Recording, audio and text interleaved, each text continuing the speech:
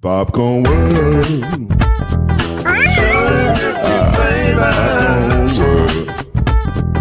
Popcorn World. Yeah.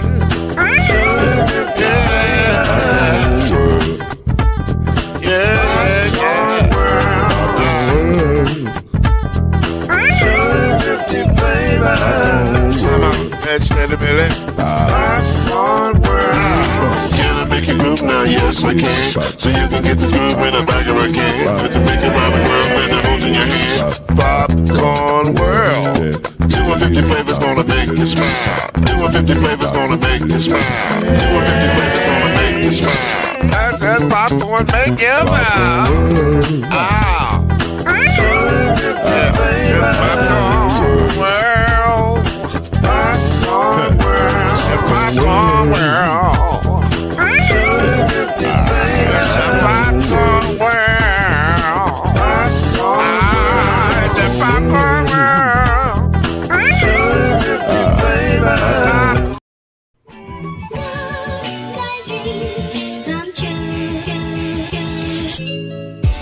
Now it's time for Believe in the ACC with our starting lineup. From Florida State, number 17, Charlie Ward. From Morehead State University, number 50, Lloyd Stan. And from Murray State University, number 2, Kendrick Haskett. Get ready for the best sports show about the ACC in all the land. Believe in the ACC starts now.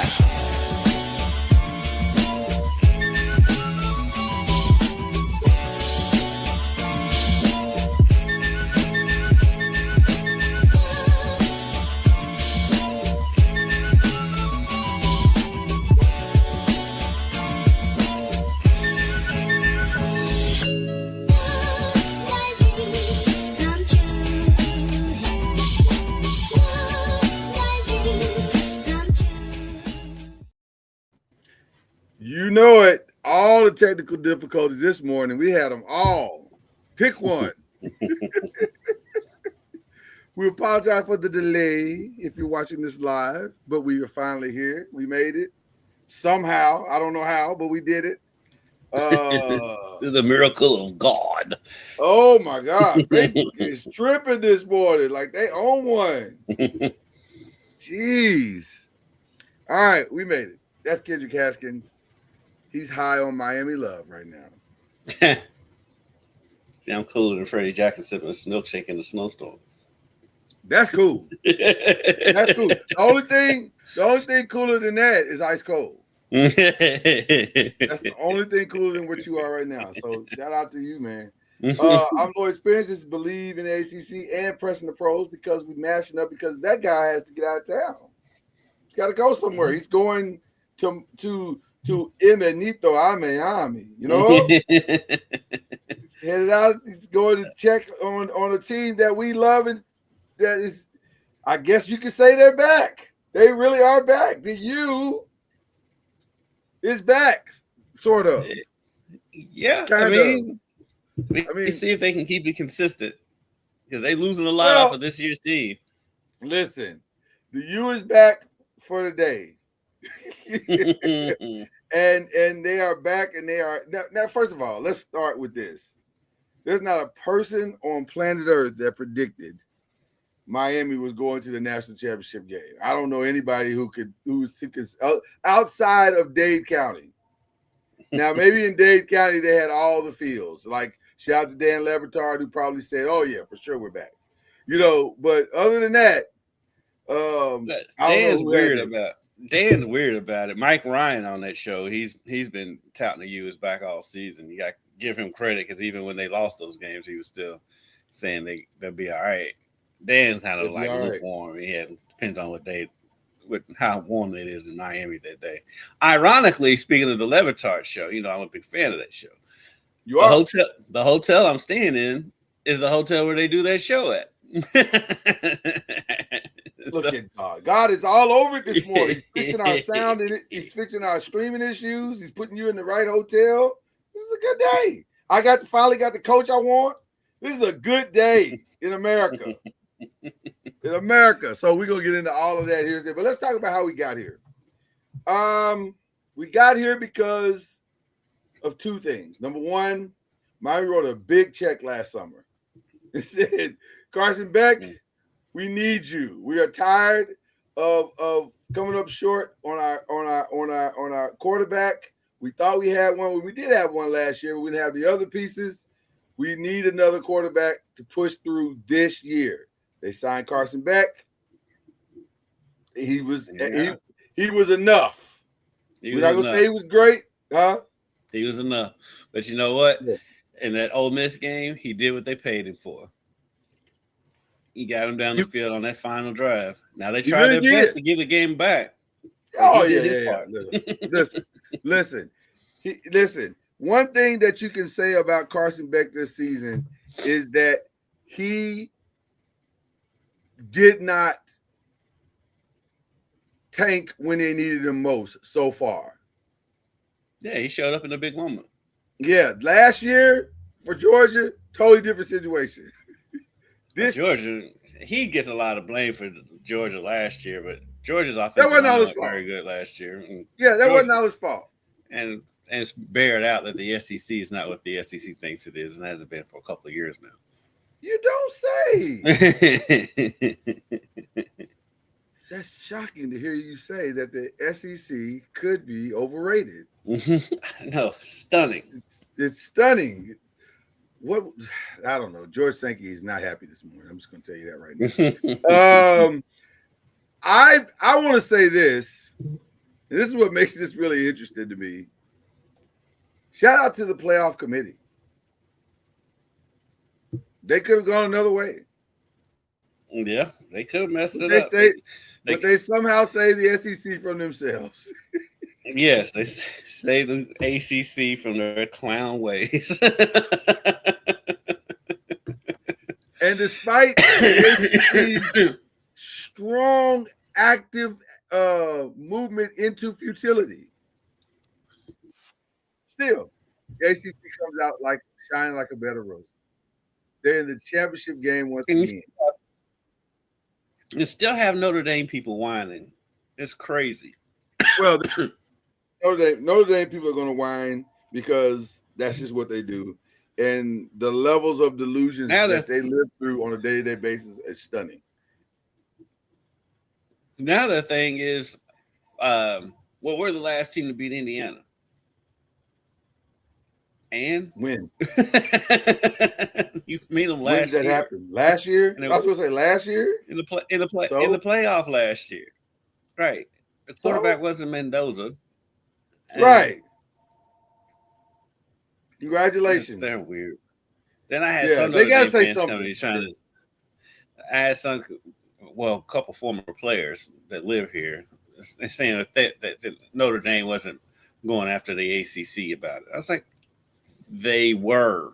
Yeah. They had a press conference talking about how they're mad at the ACC for showing the Miami game over and over again. Literally mentioned the name. That's how that press conference went. They didn't say the unknown conference. They said the ACC. Right. All about my name. Illusions. Yeah. So does this put the ACC back in the national conversation as power conferences now? Because I'm torn. I'm gonna be honest with you. This is the most torn I've been rooting for a national championship game in a long time, because the loyalty in me wants the ACC to win this thing. Mm-hmm. I adore Indiana. I adore them. I adore Coach Signetti. I just think this is just one of the best stories in college football history. To see, talk about worst to first, Jesus, like this is crazy.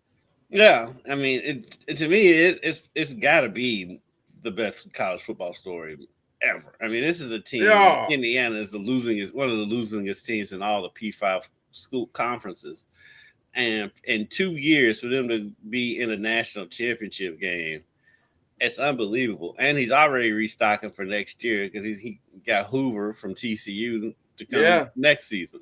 And so just the way they play, I mean, you never feel like the moment's too big for this team. And it's crazy to say when it's a team that's never been here, but this team has never been here.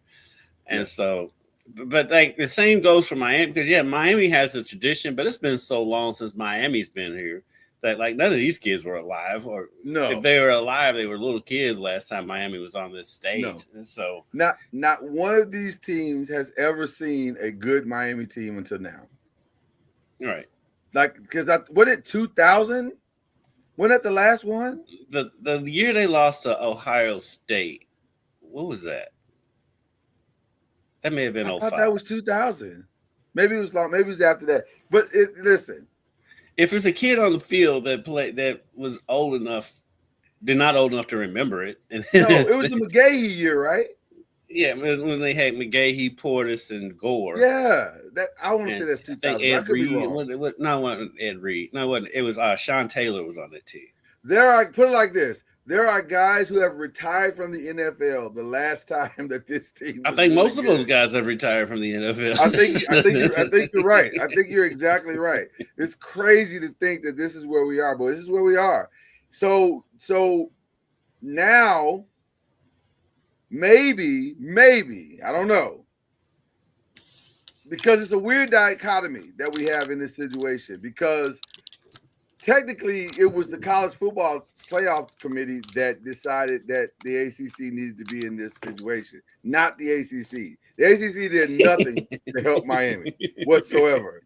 And so they campaigned for him. They did campaign for him. They campaigned, well, in the ninth hour when there were no other options, they showed up and said, hey, we do have this one team that's pretty good. But I think it does put the ACC, at least makes people take them somewhat seriously now. Or does Miami stand alone? Is Miami a standalone? Like, it's, there are standalone teams in the ACC, and, Miami's one of those. Well, it's one of those things where the blue bloods of the conference, even though I wouldn't, outside of them in Florida State and Clemson, the ACC needs Miami to maintain and for Clemson and Florida State to rise back to where they were. Way, because we love Louisville, we're from Louisville and all that, but it's Miami, Clemson, and Florida State. Those are the names. Yeah. If those threes can return to prominence, then the ACC will start getting more respect. Yeah. Because if you look at the Big Ten and the SEC, literally, it's only about 4 or 5 teams good in each one of those conferences. Right. And so, if the ACC can get it up to the 3 main teams, and then you throw in a Louisville and Georgia Tech or whoever, Virginia Tech. If Virginia Tech gets good again, especially with James Franklin, they have a named coach, that'll raise the ACC. How they look, their standing, and how they look to the rest of the country. So if those 3 teams in Virginia Tech and Louisville can be consistently good, then I think the ACC's prestige will rise. Well, it's interesting. Indiana actually saved probably the Big 12 or the Big 10 and the SEC, because they've been loud and wrong all season long. Those 2 main conferences, because they control everything, right? Because they can control everything. And had Indiana not been as good as they are, it's not unreasonable to think that we wouldn't have had any. Like, Oregon's okay, but Oregon has proven that they are beatable. Now, turns out the team that could beat them was Indiana, but but I, it's funny to me. You look at Louisville. At its peak, had they stayed healthy. Now the big if in the Louisville thing is Miller Moss. Had Miller Moss been far more consistent than he was, it's not unreasonable to think that Louisville could have been in this game. It's they had all the other pieces, like everything was there, and so now that there's a regroup of sorts, I'm very curious to see where this is headed. Because because I struggle. I've struggled with this question the last couple of days about, like you said, is the U really back? Can they keep it consistent, or is this just a portal thing? And right now, with the portal closing tomorrow, thank goodness. Literally, oh my God, thank goodness.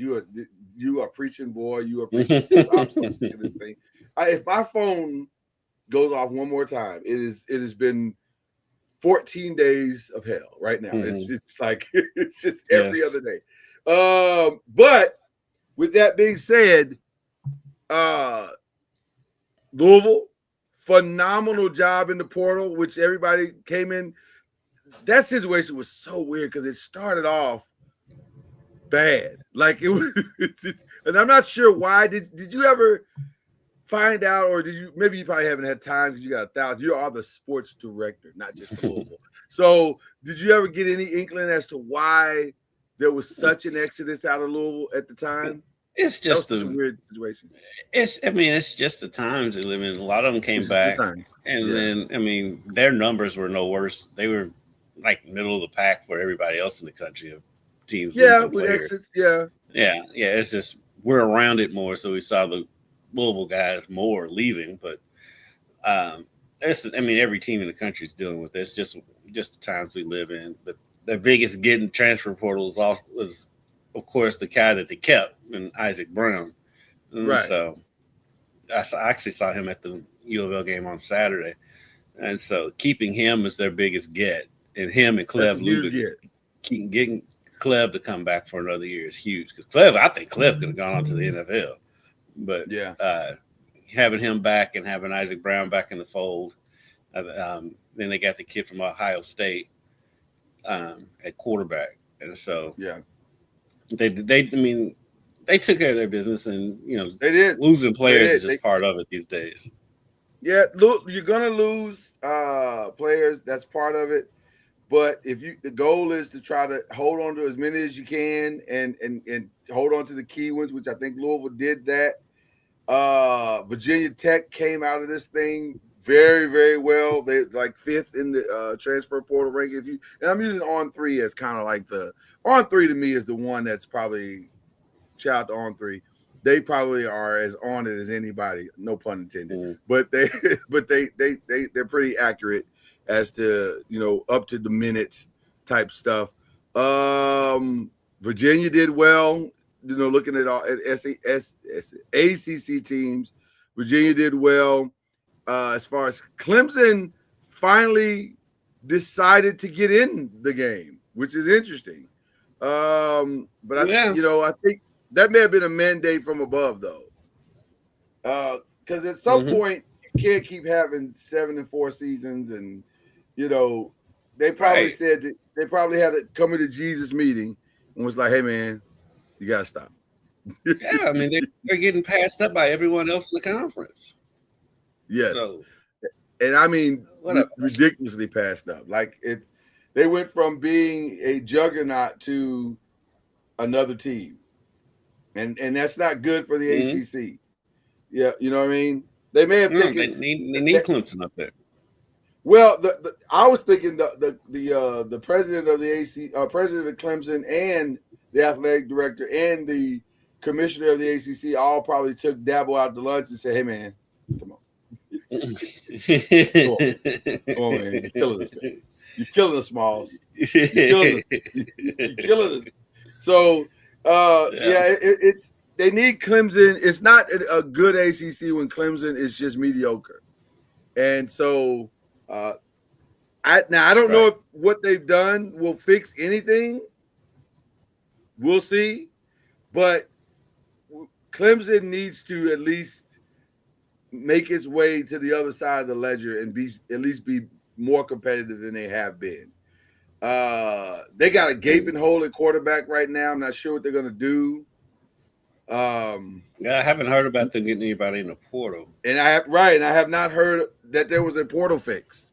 So Dabo traditionally likes to go find a 5-star and groom that 5-star to being great.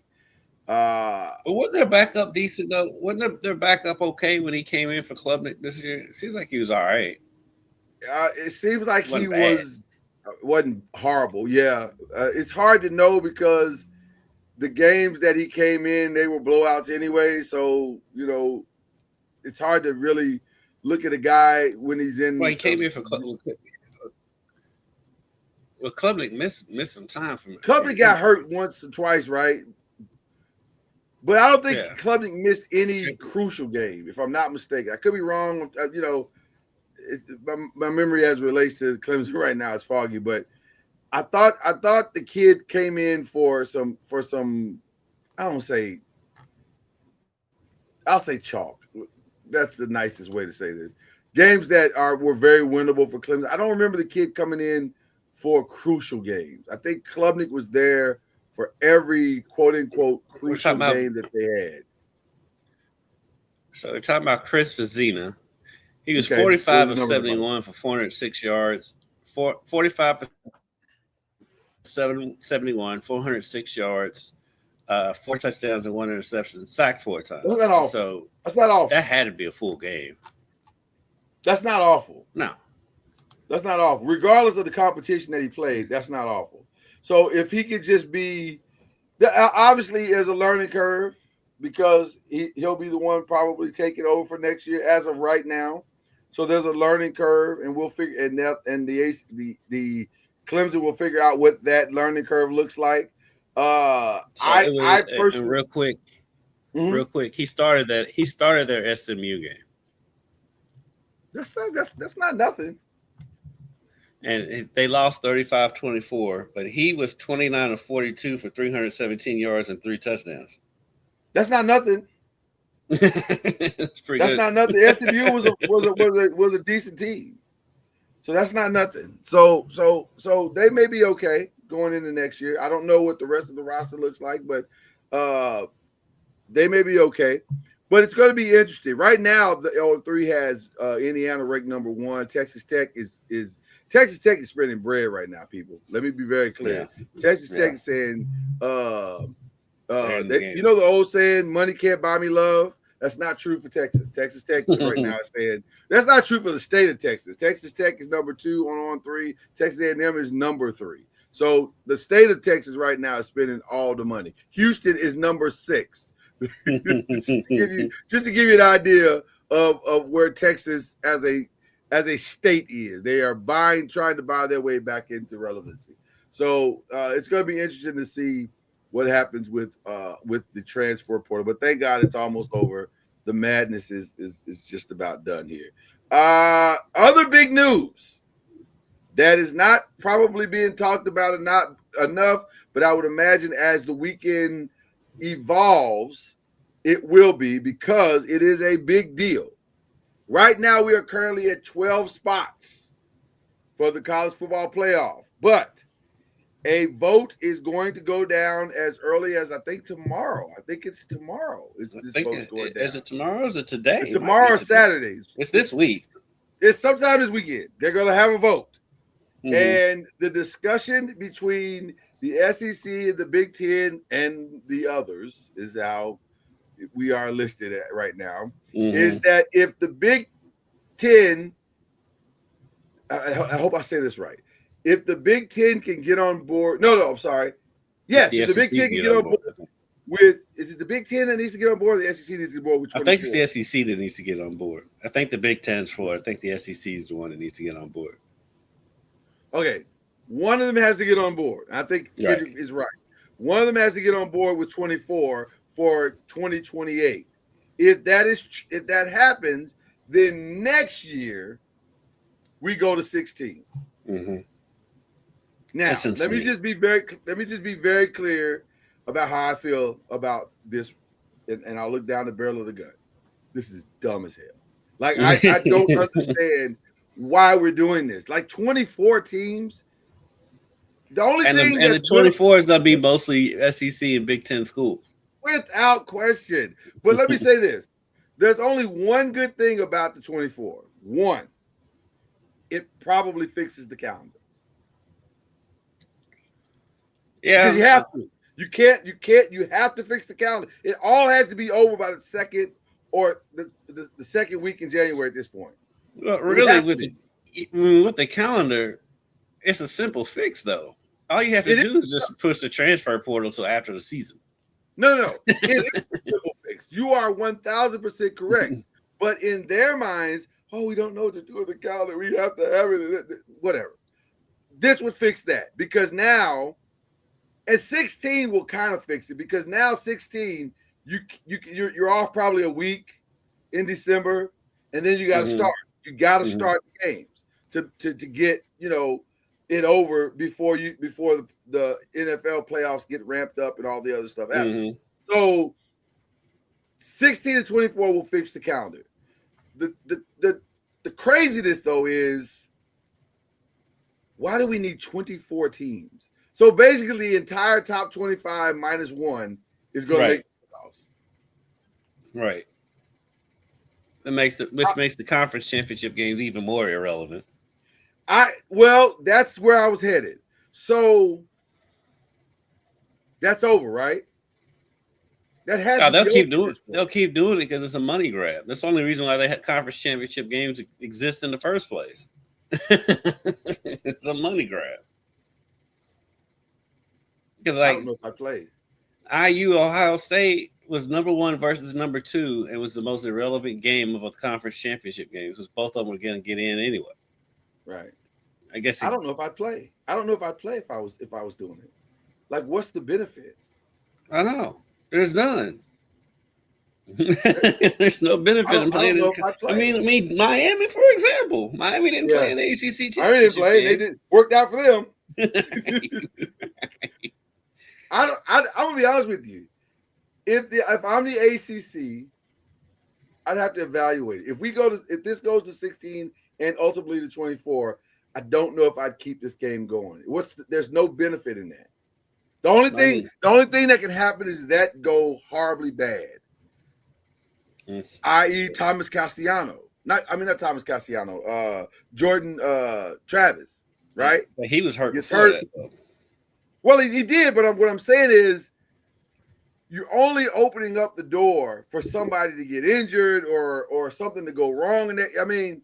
Or God forbid, if you're the ACC, your team lose like a Louisville who loses that game, and you come into that weekend with the potential to get a top 7 position, and you end up 15th or, God forbid, out because they don't value the ACC. It's just no real benefit to playing this game anymore. Like, I don't know what you do with this. It's a money grab. So until the team is like, no, we're not playing in it, they're going to keep doing it because it's a money grab. That's the only reason why they have that. That's the only reason why conference tournaments exist in college basketball. Because it's you get money from. If you think about it, why do we play a whole regular season and get a conference champion only for that team, especially for your mid-major, for that team to lose in the conference championship and then miss the tournament? 100%. Stupid. 100%. I agree with that. Okay. All right. So that's all the college football news. My guy, Kendrick, like I said, will be covering this game for his wonderful organization, Wave 3 TV, and you'll be able to see him and follow him. He'll be streaming live, I guess. Not the whole weekend, but part of the weekend. We'll be on our regular air at 11 every night on Saturday, Sunday, Monday, and then Saturday we have the NFL, so I think we're streaming, and then Monday we have the NBA all day because we're NBC, so we have the MLK Day, so everything will be streaming on Monday. So wherever you have a computer, wave3.com. Wave3.com. Check out Kendrick. He'll be there. He's funny. He's hilarious. He's a good time. So check him out. He'll have some surprises there, I'm sure. He's very creative. He'll get some good interviews and stuff. It'll be fun. It'll be a good time. We'll have fun. Yeah. So I'm trying to think, is there anything else college football related? I think that's pretty much it. There's nothing else. Right now it's just the portal and the championship. That's it. Oh, I can't wait for that to be over. God, are there any expected surprises in the portal? Who's left? That's a good question. I don't even know who's left in the portal. I think pretty much everybody's made their decisions that are the top guys. Yeah, the top guys are out of there, but it's still some. The one kid that cracks me up is TJ Finley because he's on like his 7th school. Oh my God. Yes. You know, and 7th school because he's been to a different school every year. He's never stayed at a school for more than a year.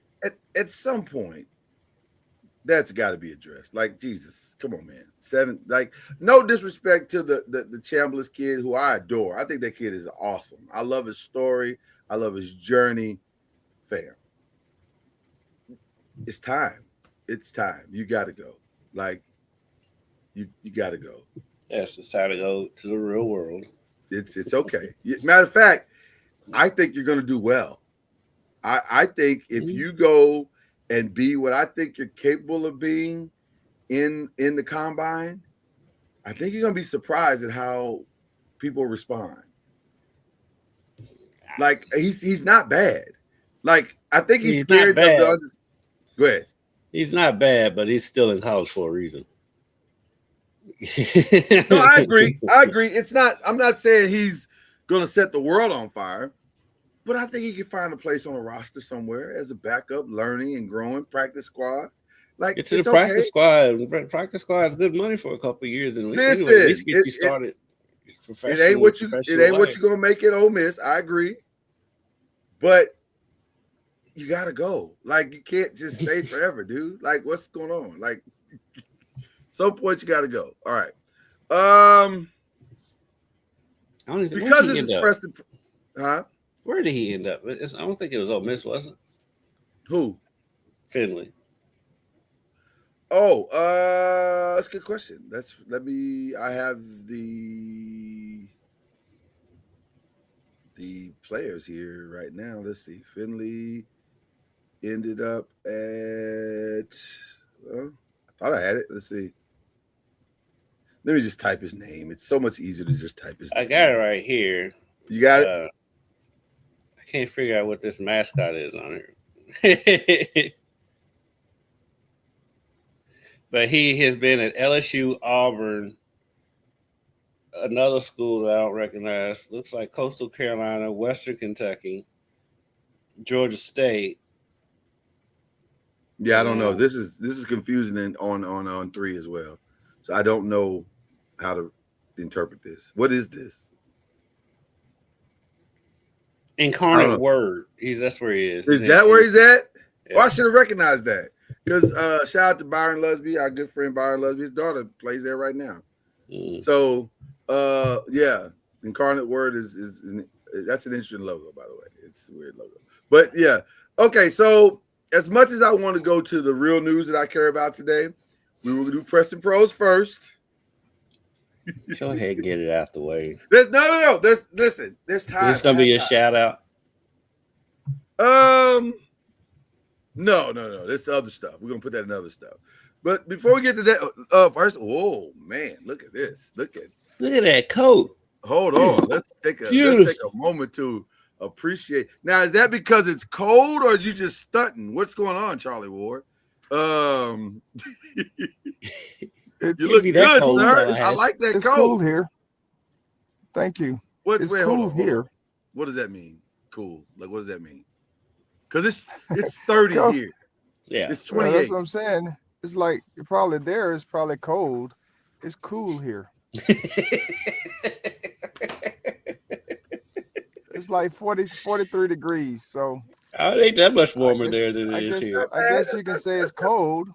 It's cold for y'all. It's cool. It's cooler than you all. Sit back, Hendrick.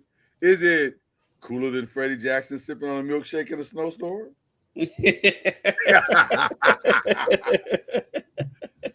know Freddie Jackson is, right, Charlie? Yes. Okay. Yes, I know who Freddie Jackson is. Okay. I didn't live underneath the rock. I just didn't know you R&B proclivities. That's what I was really hinting towards. Yeah. You may not have been a Freddie Jackson. Some people are Freddie Jackson people. Some people are Luther people. Like they don't but always. How can you not? How can you not be both? I mean, if you grew up during that time, you had both of their videos on,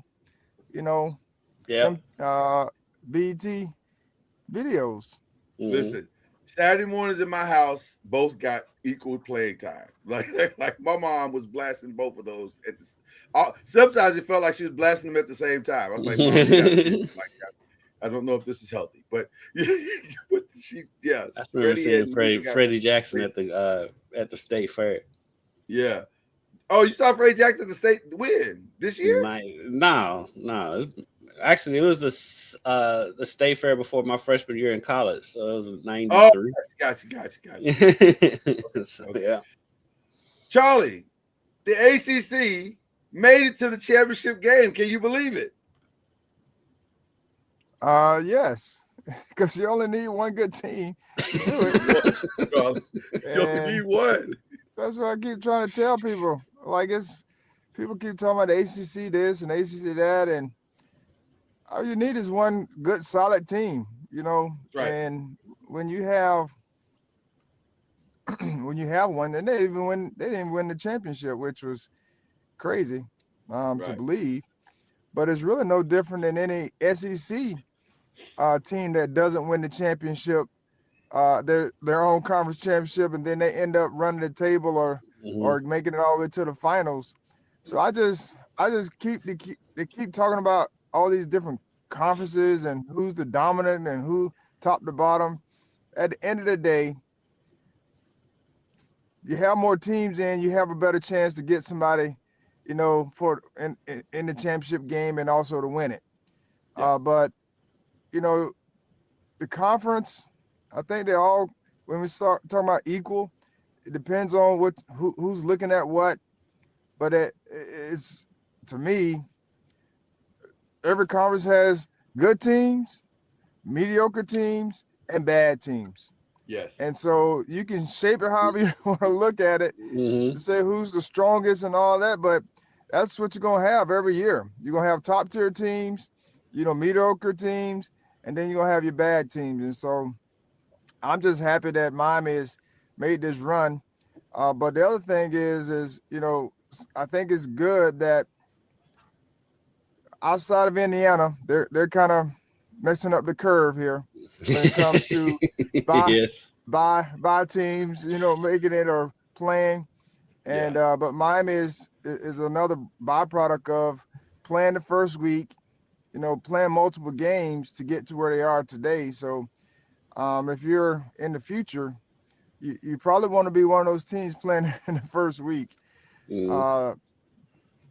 Well, Charlie, if the vote goes down the way we think it's going to go this weekend, and I fully expect it to go down exactly the way that it's been predicted to go down. According to all the reports, and shout out to Heather Dinage at ESPN, it looks like we're going to 16 next year because we're going to 24 in 2028. What are your thoughts towards the jump from 12 to 24 in the next 2 years? And 16 next year? Well, of course, they're going to have to do some with their regular season. We get to a point now where we're playing 15 games or 16 games or however long it is. It's an NFL season. It's about to be. Yeah. Yeah. And now if you're adding more games to the playoffs, then they're going to have to do something about the season. As far as games are concerned, if you start adding more teams. And I understand the thought process behind it. And I don't know if it would be any different when it comes to like the results at the end, because you're still going to have your teams that are good for the year, whatever that year is. Yeah. But I guess it opens up the door for more teams to say we made the playoffs for recruiting and dollars, which is also a good thing if the money is there to be had for a first round playoff team. From a player's perspective, hopefully they're getting a share of the playoff money, which would be great. If I know they're gonna start to work that deal out. I know if I was a player and I was part of the players union in a sense, I don't say players union, but represent that I would be asking for a share of playoff money, because that's another way to be able to, get some resources for the student athlete. And that should be across the board, not just for football, but for all the sports. When it comes to making the playoffs and, representing your university. So I'm here for that part, if it's going to benefit the student athlete for playing more games, in the sense of, this sense, football. We got to think about the reports that the ACC is letting Miami keep all of their money instead of spreading it out amongst the rest of the conference like, every other conference does. So I think there should be a portion that they share with. It should be a larger portion for Miami to keep, and then a smaller portion for them to share as they represent the ACC, because that's part of like representing your conference, right, and what have you. So I don't think they should share, a huge portion, but it should be something. Yeah, I think fear is a strong motivator. And everybody knows that, like you said earlier, Kendrick, the three brands in the conference are Miami, Florida State, Clemson. If any of those three brands decides, you know what, maybe we should try something else, or maybe we should do something different, because we're tired of going through this year-to-year thing about the playoffs and whether or not we are worthy or not. If those three brands decide to abdicate the ACC has a real problem. So the ACC is saying, we got to figure this out. Because, again, let's go back to something that we all know.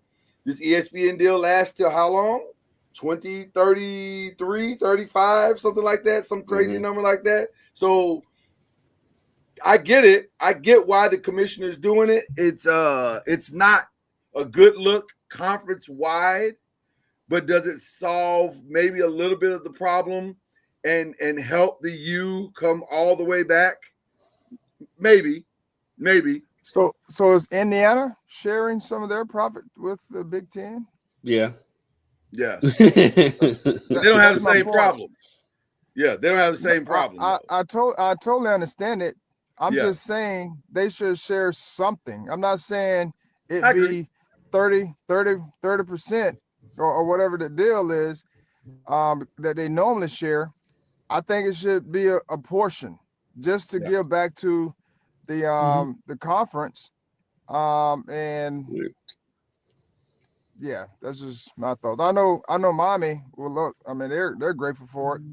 The deal, and I don't think that would deter them if they were going to give something back, because they were planning to probably give whatever the portion was back to the conference, because that was the norm. Yeah. I think this is just placating. Like we're just trying to make everybody feel good about themselves, and please don't leave us. I'll do whatever you want. Just don't leave us. Okay. But maybe that was part of the deal that they got out of FSU, the FSU and Virginia, TV or whatever that deal was that they were talking about or went through. Maybe this is something that came out of this whole thought process of, well, maybe we should help them. If they made it this far, maybe we should help them keep going. But I don't know. Yeah.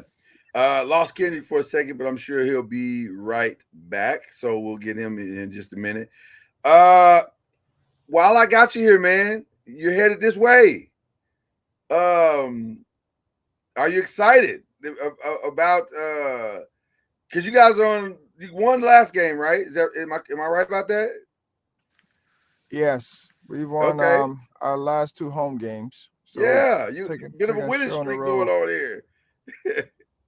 Yeah, so we're playing an Arkansas Pine Bluff team that's pretty good. Yeah. I was gonna say Uh, technically they're leading the conference right now. That's probably more about the amount of wins that they have than maybe how good they are. We don't know. I guess we don't. They may be good. They look like they're pretty good. yeah, they have a really good team. Yeah. So we'll come up there and compete just like we always do. But they have some really good players. They don't play a lot of guys, but the guys that they do play are pretty solid. Good coaching. Yeah. So we're getting prepared and ready, and look forward to seeing you guys up there this weekend. Yeah, the wife is very excited. She cannot wait. So it'll be fun to connect. Good. Kendrick can't make it. He's got to go to Miami. I'm not, going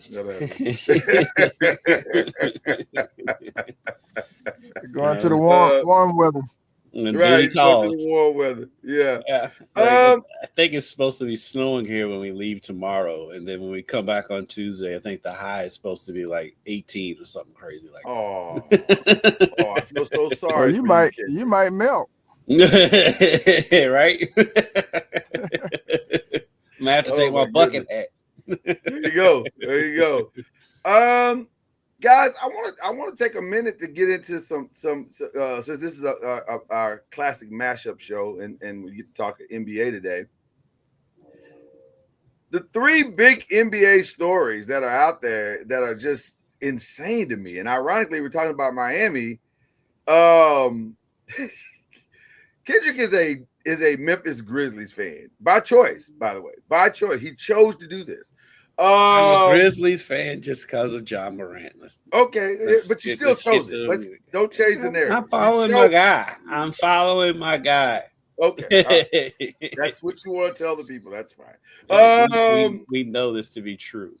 Well, your guy is about to not be a Grizzly. In fact, it could happen as soon as today that Ja is going to end up a member of the Miami Heat. What are your thoughts to that? By the way, Ja has got to be more aware of his surroundings. He got into a horrific argument with one of his current teammates that looked like it was about to escalate into a fight, like a full-blown fight. Yes. What are your thoughts just in the whole thing with Ja right now? Because it's weird. It's I don't understand why this is happening the way that it's happening. I get that it's happening because it's been happening for quite some time. But why is it happening the way that it's happening? I think part of it is he just wants to get out, so he's just making as big of a mess as he can. It's been kind of like the standard in the NBA when people want trades. They just make a mess of things. So I do think that's part of it. I do think going to Miami with the discipline that Pat Riley runs that organization under and that Spoelstra runs under that organization, and you have somebody like Udonis Haslem who's not on the team but is still around to give you a good dose of get right. I think that'll help Ja. Have they said who would Miami trade for him? I have not. I think at this point they could probably pull that trade off without giving up Tyler Hero. Because that was always the sticking point with the Heat. It's like they never wanted to give up on Tyler Hero, and so I've not heard any of the. Yeah, go ahead. I think they can do it. At this point, I think they can pull that trade off without giving up Tyler Hero. I have not heard any of the principal parts yet, so I'm not sure what has been included or is being included.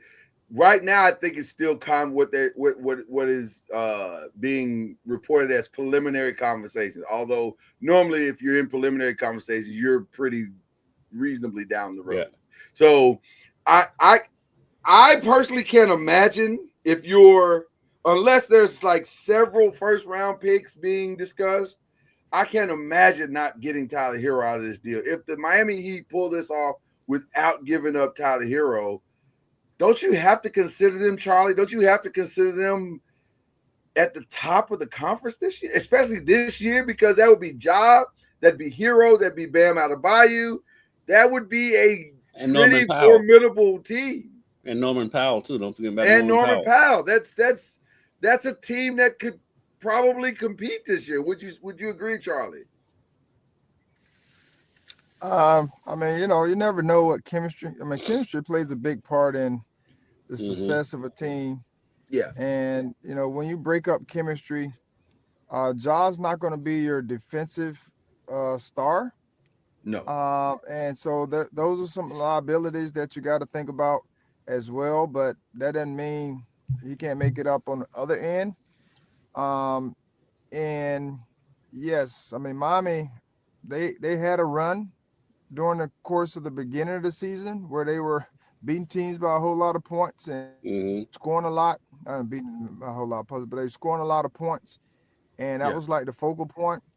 But I do believe, they'll have an opportunity, just like, a few other teams in the East, to win the East because of talent acquisition. I mean, you need talent to be able to win. But I do know that it puts them in the conversation, from name recognition anyway, or talent acquisition that they've been able to, bring to the table that will give them a chance to be in that same breadth as the teams that are at the top currently. Where are they? They would be. Where are they? Charlie, where are they now? Right now, I'm they're in looking the at eighth right spot. now. Right now, Yeah. they're in the 8th spot. They're in the 8th spot. Yeah. But if you have Hero and Ja in your backcourt, good luck on defense. Oh yeah, that's awful. Yeah, that's awful. That's an awful defensive backcourt. But let me say this though. Well, I was going to ask you both in the this. NBA. Mm-hmm. In the NBA, where it's find a mismatch, and they'll find a mismatch, and at some point those guys will have to bow up and find a way to guard, in a playoff series. Which they'll be in pick and roll. They'll be in pick and rolls for 48 minutes. What realistically, put your coaching hat on for a second, Charlie. What realistically do you need Ja to do in Miami? Because he doesn't have to be. Does he have to be Ja, like 30 points, Ja, or does he just need to be what? I need Ja to stay out of trouble. That's what I need Ja to do. But they don't need nothing about basketball. Nothing about basketball, because Miami is, trouble can find you. And if you got the same people around you, Miami has same issues as Memphis and all the other places. And so Ja has to start make that his priority. Like make sure he's doing what he's supposed to do off the court and not hanging out in the clubs and all these different things that go into being successful on the court. So let's just basketball wise, he'll be fine, but just the other part is my concern. Listen, there's parts of this that seems like this is a disaster waiting to happen. I mean, if it wasn't for the Heat organization and how they run things, it would be a complete disaster. But we have faith in how the Heat run their organization. Well, listen, it's definitely going to be tested in this particular situation. Like it's because on paper it feels like, to Charlie's point, it feels like this is a disaster waiting to happen. But Pat has reined in many people. And so you got to believe that he could possibly rein Ja into. Now, to be fair and to be balanced in the reporting, never had a player like Ja that I can remember in the Miami Heat uniform. I can't. He's had some knuckleheads. Whiteside. Hassan Whiteside. Whiteside was challenging, to say the least. He's no longer there. Right. I don't know if anybody's as challenging as Ja. He's dealt with Jaws before. He's dealt with Jaws. Jaws? What was the one guard they had? Terry Rozier? No. Charlie, you'll kick a man when he's down. But Terry wasn't a knucklehead that we knew of before that. What was not the quite guard? It was that a guard. bad. Yeah. They had another guard that played along with Whiteside. As a matter of fact, he came in towards the tail end of Dwayne Right. Wade. They had Malik Beasley. I mean, not Malik, They've but had Malik. Yeah, Yeah, Malik they not Beasley. Malik.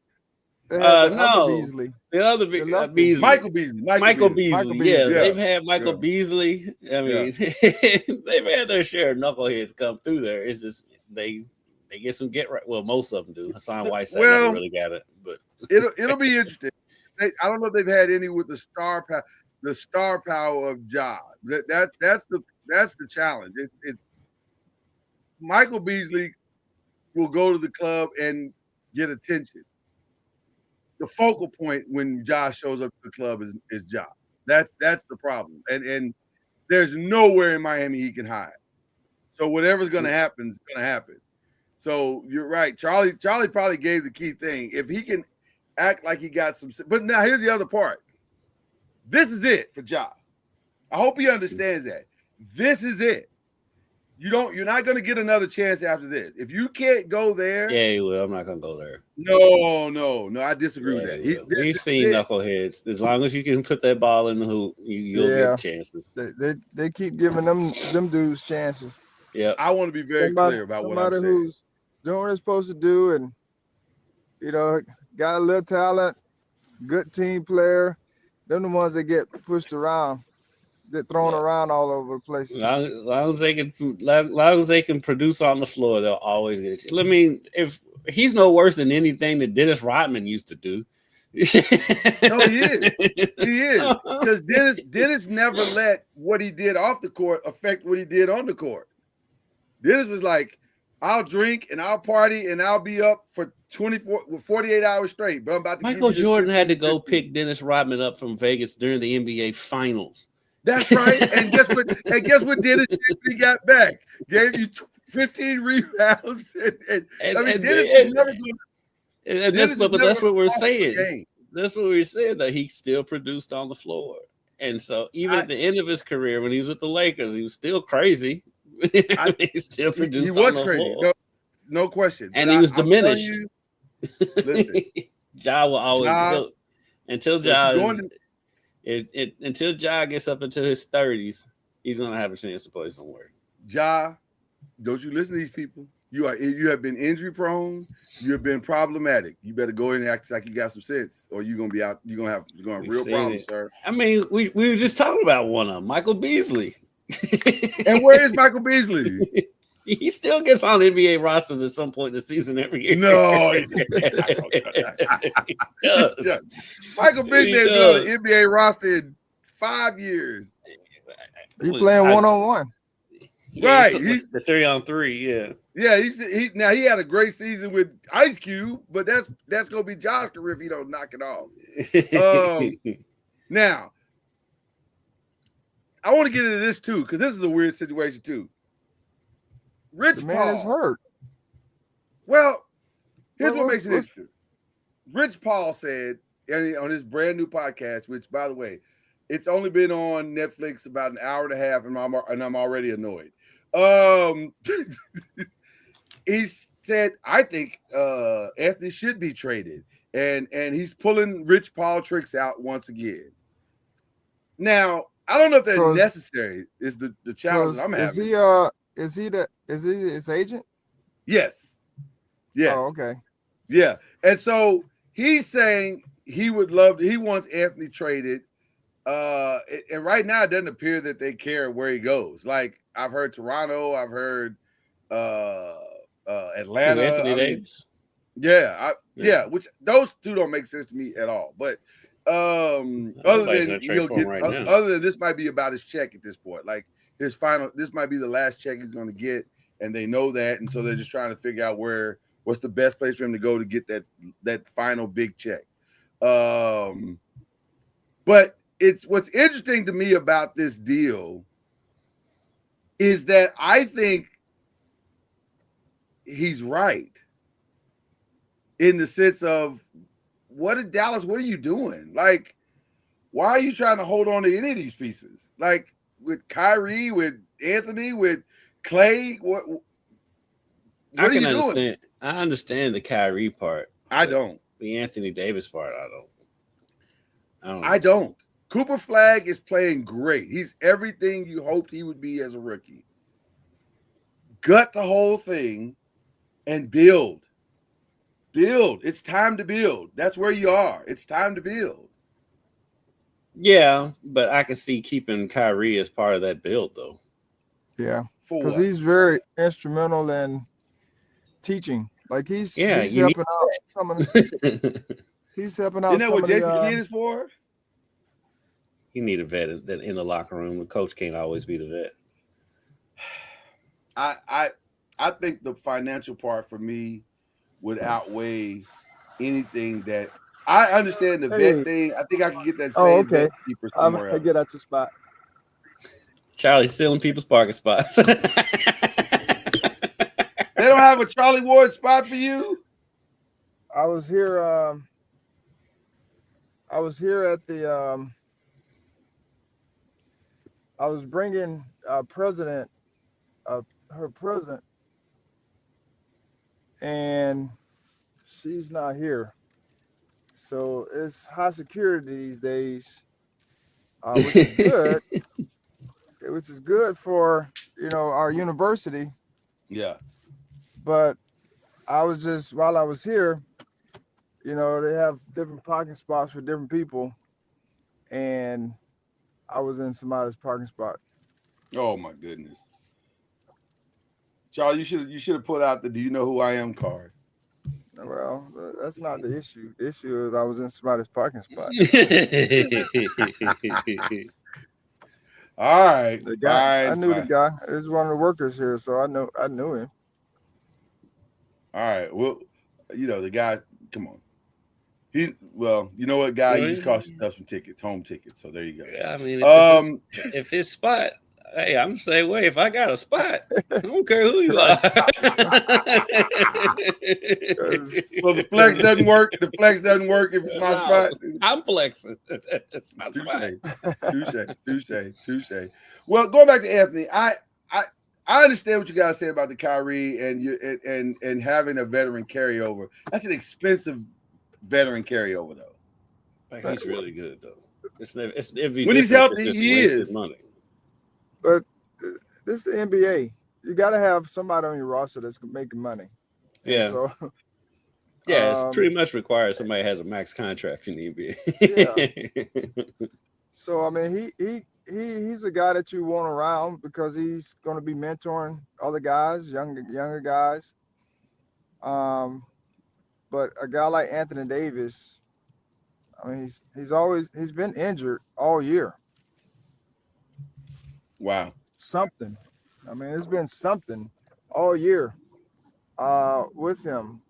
And now he's out with a ligament strain or whatever it is. So that dude gets injuries I've never heard of.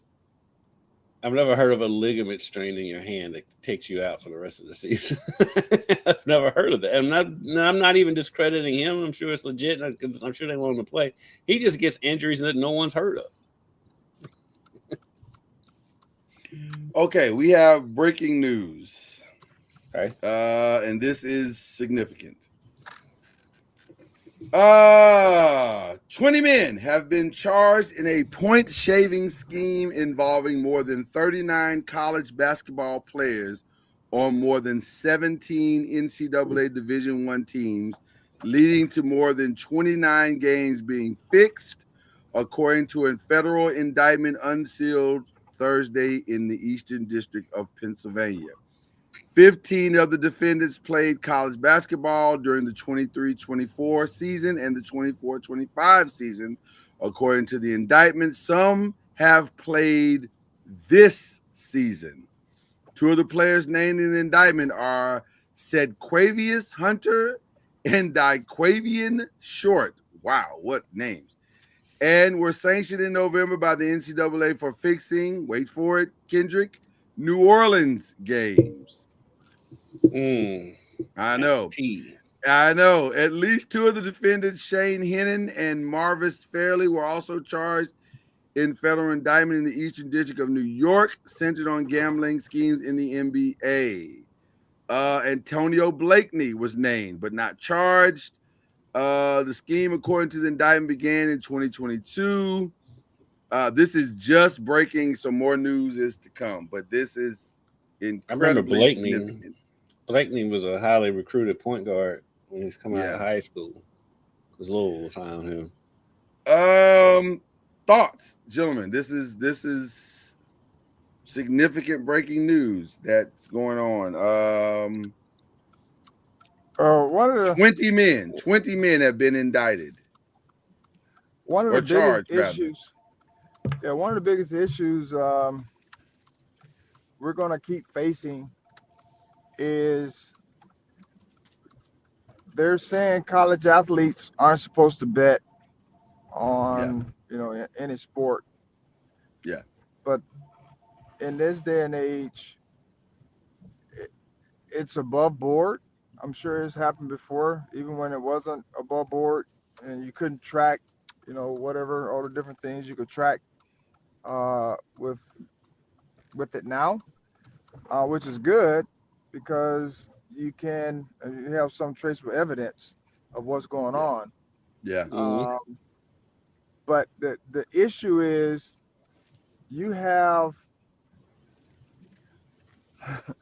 all these bet online, all these different outlets, and some of these college students student athletes aren't getting.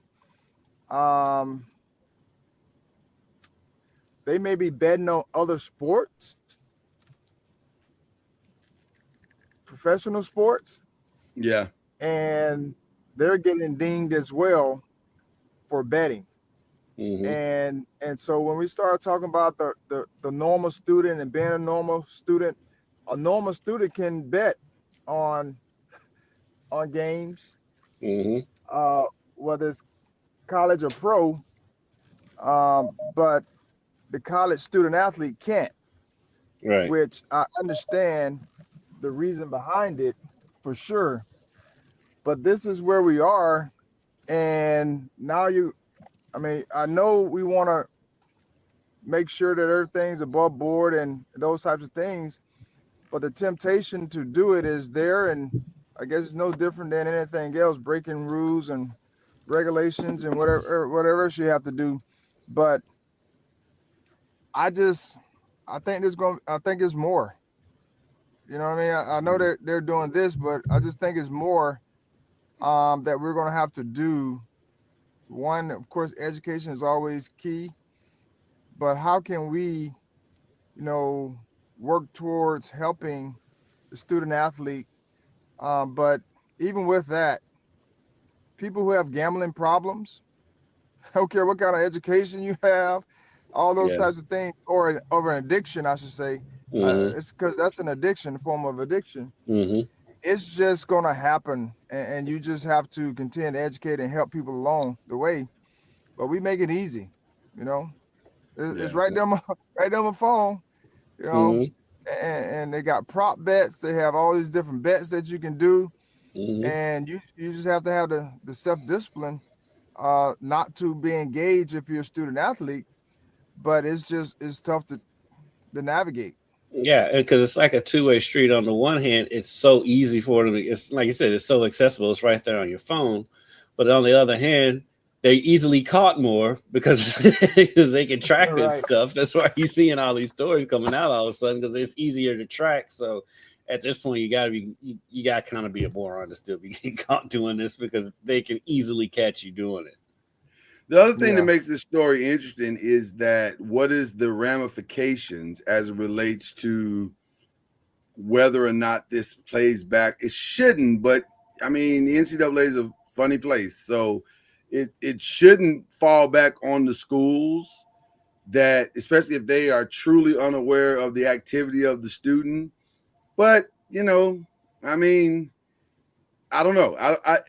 This is crazy, but I hate that this is happening because it feeds into every narrative that every conspiracy theorist has about sports in general, and so this does nothing to help that.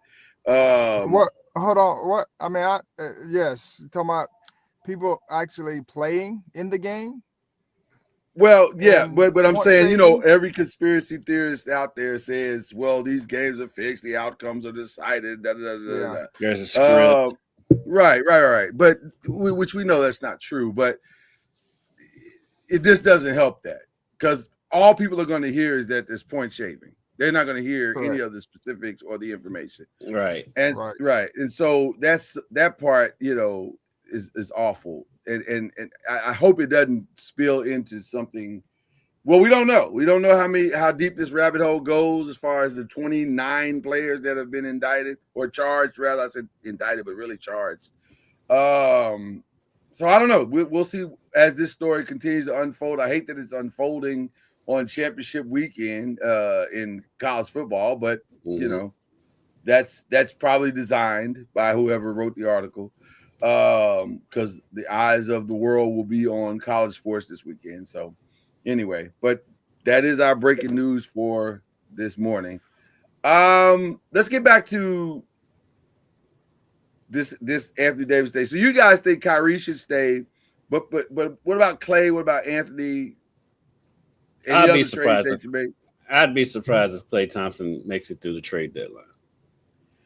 I do think they'll. I think he's going to end up back in Golden State. To be honest with you, I think he's going to get bought out. Yeah. I think it's probably more likely that he'll get bought out and then he'll head back to the Bay. But I think if you're Dallas, dumping the salary is paramount. Like, you got to get out from under AD. You got to get out from under Clay, and anybody else you can get out from under. Do that, because you're not making the playoffs this year anyway. So what's the point of driving hard to that or trying to drive hard to that conclusion when it's not realistic to think that that's going to take place? So just, let's start working on the future. Let's start figuring that part out. That's what I think. I think Kyrie's still part of their future. That's what I think. Speaking of Golden State, for some reason they're having trouble finalizing this deal with Jonathan Kuminga. All signs point and have pointed to him going to Sacramento for the last 4 or 5 months. I'm not sure why this is taking so long, but the Kings have kind of dug their heels in on not wanting to give up a first round pick, which I kind of understand, but also I don't, because then move on. Like, if Golden State we're said talking they're not about the Kings. They're weird, such a weird organization. It's so weird. About the Kings, they finally had something. What, 2-3 years ago? They had something. And now all those parts are gone, just about. And it looks like they're going to dump Sabonis. Like they're now Sabonis and Malik Monk are squarely. Malik Monk still being there is surprising to me, because they've been talking about trading him for a better part of 2 years now. Sabonis is an interesting one, though, because you'll get a lot from him, and I think he could be that piece for a team that's just that close to get them over the hump. Yeah, I think the Lakers should be going after him if he's available. Well, from what I've heard, he is definitely in their eyesight. But breaking news again, and shout out to Shams for doing this right in our segment. I appreciate him for coming through in the clutch. Officially, Jonathan Kuminga has demanded, is the word that Shams is reporting, demanded a trade away from the Warriors, and he becomes eligible to be moved today. So maybe that's the holdup on the deal too, is that his eligibility didn't come until today. Because there is a group of players that aren't eligible until the 5th today, the 15th. Right. So he was in. I guess he was in that mix. So now, I would think by the end of the weekend, Jonathan Kuminga will no longer be a Warrior. I would think, because I also saw some reports that maybe Brooklyn for MPJ, which I think would be a great fit for. I like that for the Warriors. Yeah, I like that for the Golden State. Yeah, I like that. Who is MPJ? Michael Porter Jr. Yeah. So this is interesting. A lot of interesting things happening in the NBA. I think we're going to start to see a lot of movement. It feels like the AD thing and the Ja thing are slowing everything else down for some reason. I don't know why, but I think the Ja thing more than AD, because once AD got hurt, then it's kind of like, But I do think the Ja thing is kind of slowing stuff down. Yeah, but they seem like they're ramping up the AD thing again, which I don't understand. Well, I'm sure Dallas is trying to ramp it up. Dallas is actively trying to ramp it up. They would love to get rid of that $54 million. They would love to get rid of that. Yeah. But yeah, that's weird to me because the places, it's the places that's throwing me off. Like, I don't understand.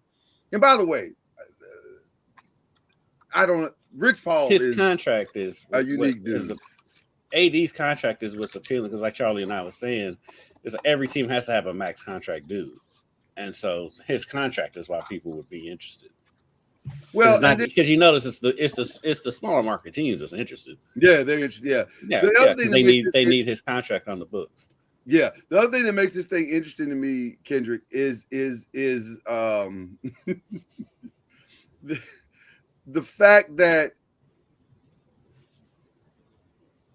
I don't even know how to say this, but the fact that Rich is trying to do this while simultaneously trying to influence the Lakers roster move of Austin Reeves. See, when you first brought up Rich Paul, that's a move I thought you was gonna. Well, that's where I was headed. Yeah, that's definitely where I was headed. It's so, Charlie, I'm sure you probably haven't heard about any of this, but so on his podcast, while simultaneously talking about Anthony Davis, he also talked about, if I was the Lakers, I would move Austin Reeves for Jaren Jackson if Ja Morant goes to Miami. I was like, wait, what? What's going on? Like, what? How did we end up with Jaren Jackson? Like, which by the way, would love that as a Laker fan. It's phenomenal. But does it sound really realistic? Although I need to know who Jaren Jackson's agent is, because if it's Rich Paul, then I see the play. I see what he's doing here, because there are rumors that are floating out there that if Ja leaves, Jaren will also ask for a trade, which would be wild. Which would be wild. Why do you say it makes sense, Kendrick? Because they tight. And let's be honest with you. Not most NBA players don't really want to live in Memphis. No disrespect to Memphis, but that's just how it is. Well, it's total disrespect to Memphis, but justifiably so. But it's you can say that about all the small market teams. So, like, Memphis, no, you're not wrong. Milwaukee. I think Memphis is awful. I wasn't gonna go there. I do. I think it's an awful city.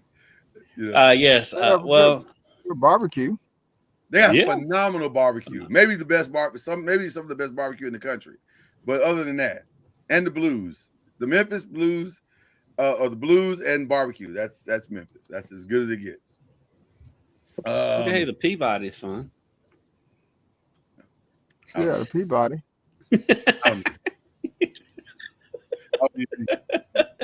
You've never witnessed the march of, you've never witnessed the March of the Ducks? Yes, I have. I figured Charlie has. I've seen the March of the Ducks.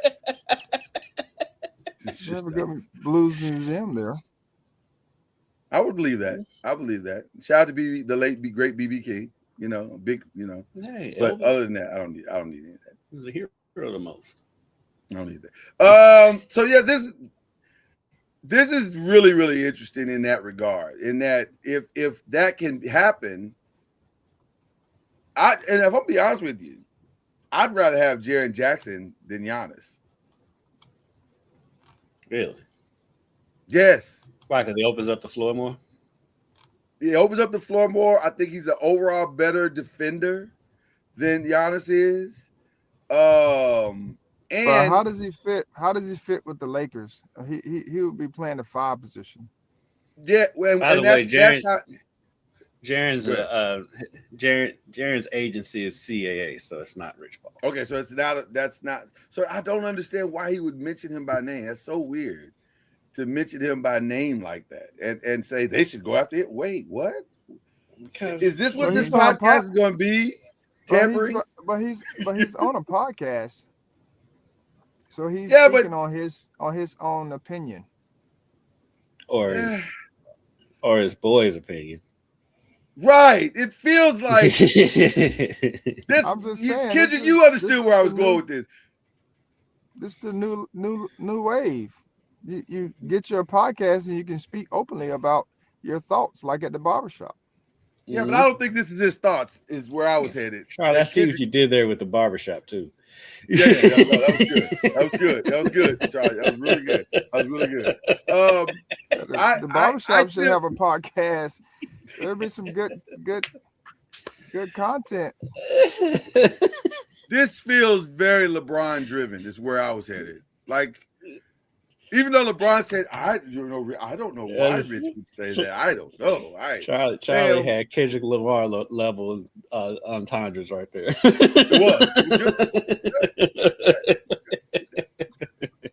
It's very good. I don't know. This is, you know, what's funny about LeBron? Out of all the things that he's accomplished, and he has accomplished a ton, the thing that I think he's done better than any player in the history of basketball is he has managed to walk the tampering line better than anybody else. Because it's not tampering if you're just talking to friends or talking about friends. These are guys I know.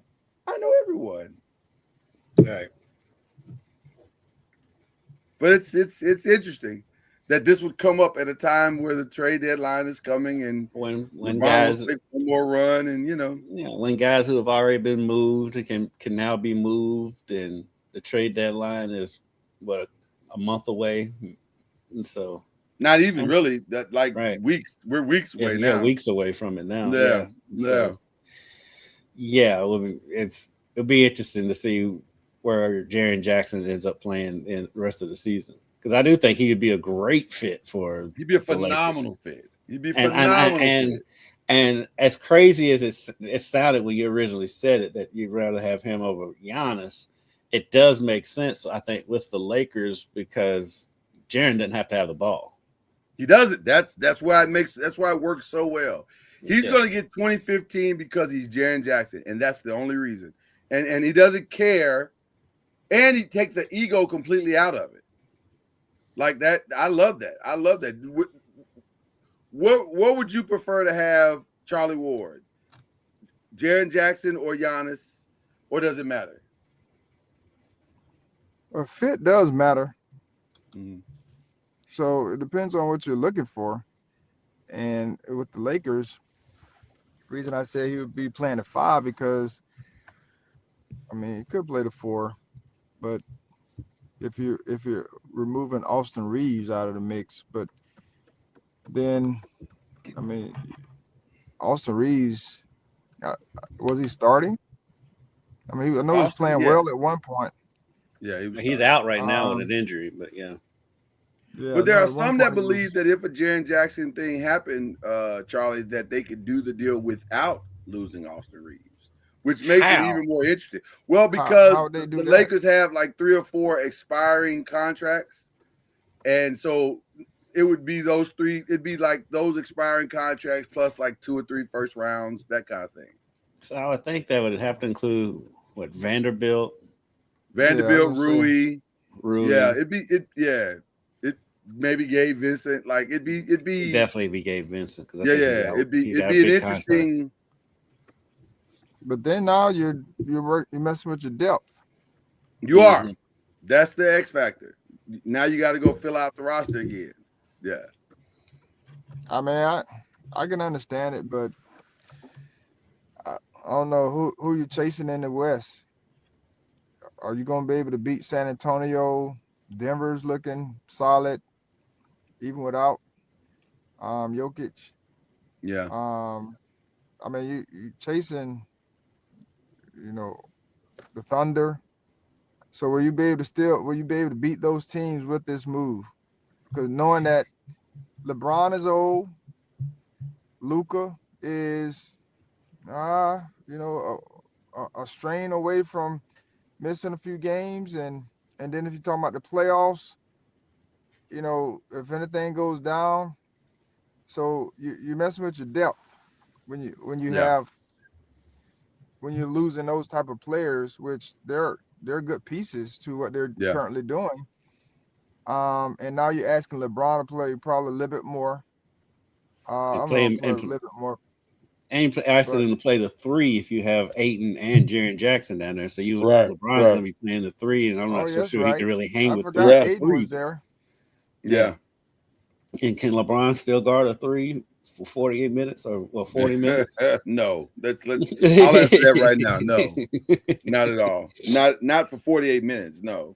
I But they'll mean, be doing a lot of switching points. Yeah. A lot of switching. Yeah. There may have to be some other pieces that you have to do, or some other moves that you got to make all that work. I mean, Jaren's long enough to where he could probably guard a 3. Yeah. I don't know about the whole game, but yeah. But it's a move worth considering if something like that were to happen. But we're way like I don't know if Jaren would do that. Jaren doesn't. Well, let's say this. He has not been that type of player since he's been in the league that demands things, and he hasn't so far. But stranger things have happened. So we'll see. We'll see where this is all headed. But there is a calm before the storm with this trade deadline that feels something like some things are very inevitable. Like something's going to happen that we're going to probably be talking about here in the very near future. Okay. Can I please now, I've played nice the entire show. Can I please now address? No one has kept you from talking about this. Well, I was trying to be respectful. because technically the show is about the ACC and NBA basketball. So now I can now talk about the other stuff. Right. You know where this is going, don't you, Charlie? I think you should. No, Charlie. I don't. Charlie, you don't know where this is going? No, I don't. Come on, Charlie. I love how Charlie starts looking out the window when you start doing that. You have a coach now. It's about time for me to leave, too, so what is it? I have a meeting. You know what, Charlie? That's cold. That's cold work right there. That's cold work right there. That's cold work right there, Charlie. Well, let me hurry up and get this out there. We got us a coach in New York. Shout out to the great John Harbaugh, who, by the way, you know how they said earlier that the reports of him wanting $20 million were greatly exaggerated? Turns out that's not true. The deal, from what I'm hearing, is 5 years, $100 million. Now, the roster control part of that report may have not been true, but how long that's going to last? It'll be not true for like a year, and then if Joe Shane messes it up, then it'll be complete Harbaugh control. So, and by the way, there's no indication that Joe Shane won't mess this up, by the way. So well, I will defend him a little bit because he has put together a pretty good roster. Just injuries ate them up this season. And a couple. Well, Thibodeau has kind of underperformed, and then the one kid from Penn State that came in wanting Lawrence Taylor's number didn't quite live up to those expectations. Abdul Carter. Yeah, he didn't live up to those Lawrence Taylor expectations he was putting on himself. He didn't have the sacks for sure. Let's be clear about that. But now he came on at the end of the season. I will say he did come on. Yeah, and from the pressure's perspective, he did very well. He did extremely well. But he's a rookie. Like I say, your boy Shane put that together. You got Malik Neighbors. Malik Neighbors blew out his knees. Nothing you can do about that. And by the way, the IHOP commercial is hilarious. That is hilarious. Shout out to him for having a sense of humor about it. Because that's like, have you seen that commercial, Charlie? Where he's sitting at the IHOP table? Oh, yes, I have. Yeah. I was like, wow, that's shots fired. Like, though it's true though. He did mess up a lot of fantasy teams. That's very true. Yeah. But I mean, they've got. I've said it from the get-go when the job came open. I was like, out of all the job openings that are there, I think they have the best situation roster-wise because you pretty much it feels like you have your quarterback. Scatterboo will be back. You have You have a number one receiver in Malik Neighbors. You've got good pieces on defense. So I felt like that was the no-brainer for Harbaugh to begin with. That was the best job out there. And like only one I think close to it is the Raiders, just because you have a number one pick. But Raiders? Yeah, just because they have the number one pick. That's the only reason. You're not going to the Believe it or Raiders. not- The Raiders have made good coaches look bad. Yeah. Yes. Yes. I mean that. Yes. They're a funny organization. Probably should have stayed in Oakland. They probably had more success in Oakland than they would have. You'll get more free agents and move to Vegas than I think Oakland. That part. But To be honest with you, they've been in Vegas for how long now? Is it 3 years now? 3 or 4 years, something like that. And they still same Raiders. Yeah. So as I was listening to somebody today, it was like at some point these folks got to start looking in the mirror. They keep firing coaches, GMs, and all that other, and everybody else. At some point, they got to start looking in the mirror. Like, what are we doing wrong? Mm-hmm. Yeah. I'm looking at you. When you're constantly firing people, at the end of the day, if you're constantly firing people, there's a common denominator. It's you. You're the problem. Yeah. You're the problem. It's sitting in 100%. I'll be honest with you. I think, well, first of all, I'm not that surprised by the hiring because John Mara's is his son or brother, Chris, one of them, he went to Harbaugh's house Sunday and spent the entire day with him. And so once you sit in a man's house for an entire day, you've decided who your coach is. Like you're not down there to talk about, the potential of a situation. You're not walking out without a coach if that's the case. Yeah, this to me yesterday was this formality. They were just trying to let him meet some of the people and get familiar with the building and have some talk strategy. But there was once he went down there Sunday, I said, "Oh, they're having a conversation about today and tomorrow." So Joe I hope Joe Shane doesn't think he is safe. He is not. He is for sure on the clock. As far as it's what his future looks like. But yeah, this was a done deal. I think they probably worked out most of the details Sunday. So there he goes. But the thing that is a little surprising is that they're paying him $100 million. Like, really? Wow. You really wanted to fix this? Okay. But I guess when you've had a decade of futility, then.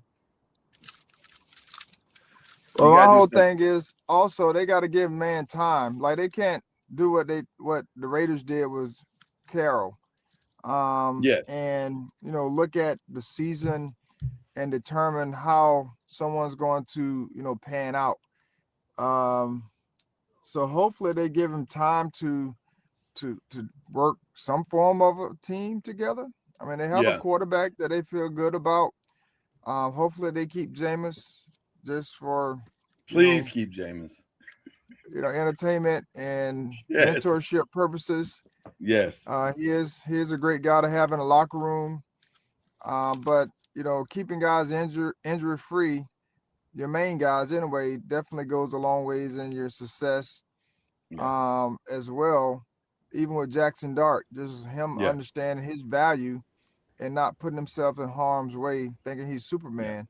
Right.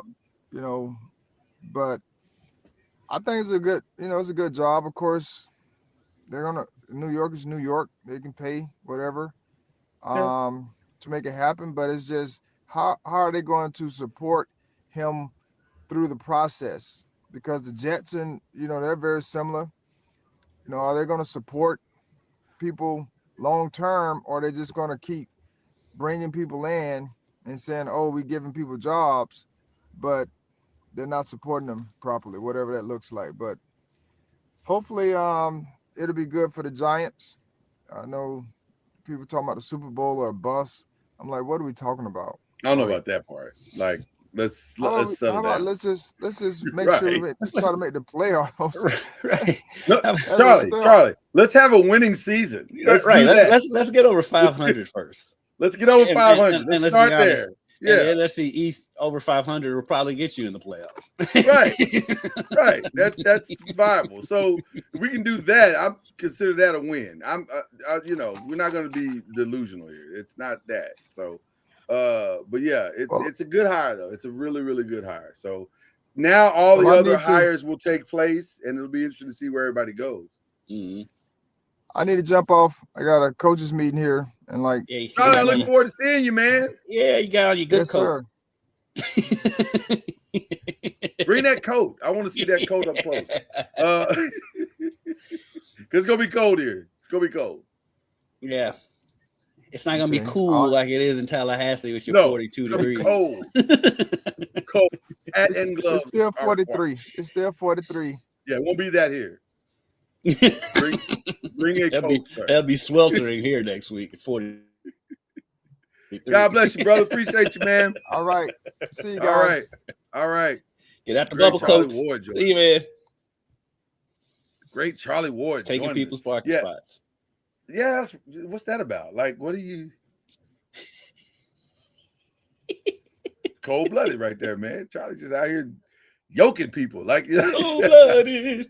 Give me your parking spot. He's out here jacking people's parking spots. Gotta tease it. Oh my goodness. So anyway, yeah. So that's exciting to see what happens with that. I don't know how to deal with this next story. Maybe I shouldn't deal with this next story. You and I will talk privately about this next story, so I won't talk about it publicly. The Stephen A. story is fascinating. The Stephen A. story is fascinating to me. It's fascinating in the sense of I don't understand what the end game is. Like I don't get it. I don't get it. Do you get it? Which Stephen A. story? Which one? I just know right. The one with the Jets. That's you just made my point. There are too many Stephen A. stories out there. Like, and they're all just weird. Like, what are you? I don't get the end game because I don't understand how the Jasmine Crockett story helps you. The end game is him running for office. Okay. Let me look down the barrel. I'll be very clear about this next statement. You are never getting my vote for office. Ever.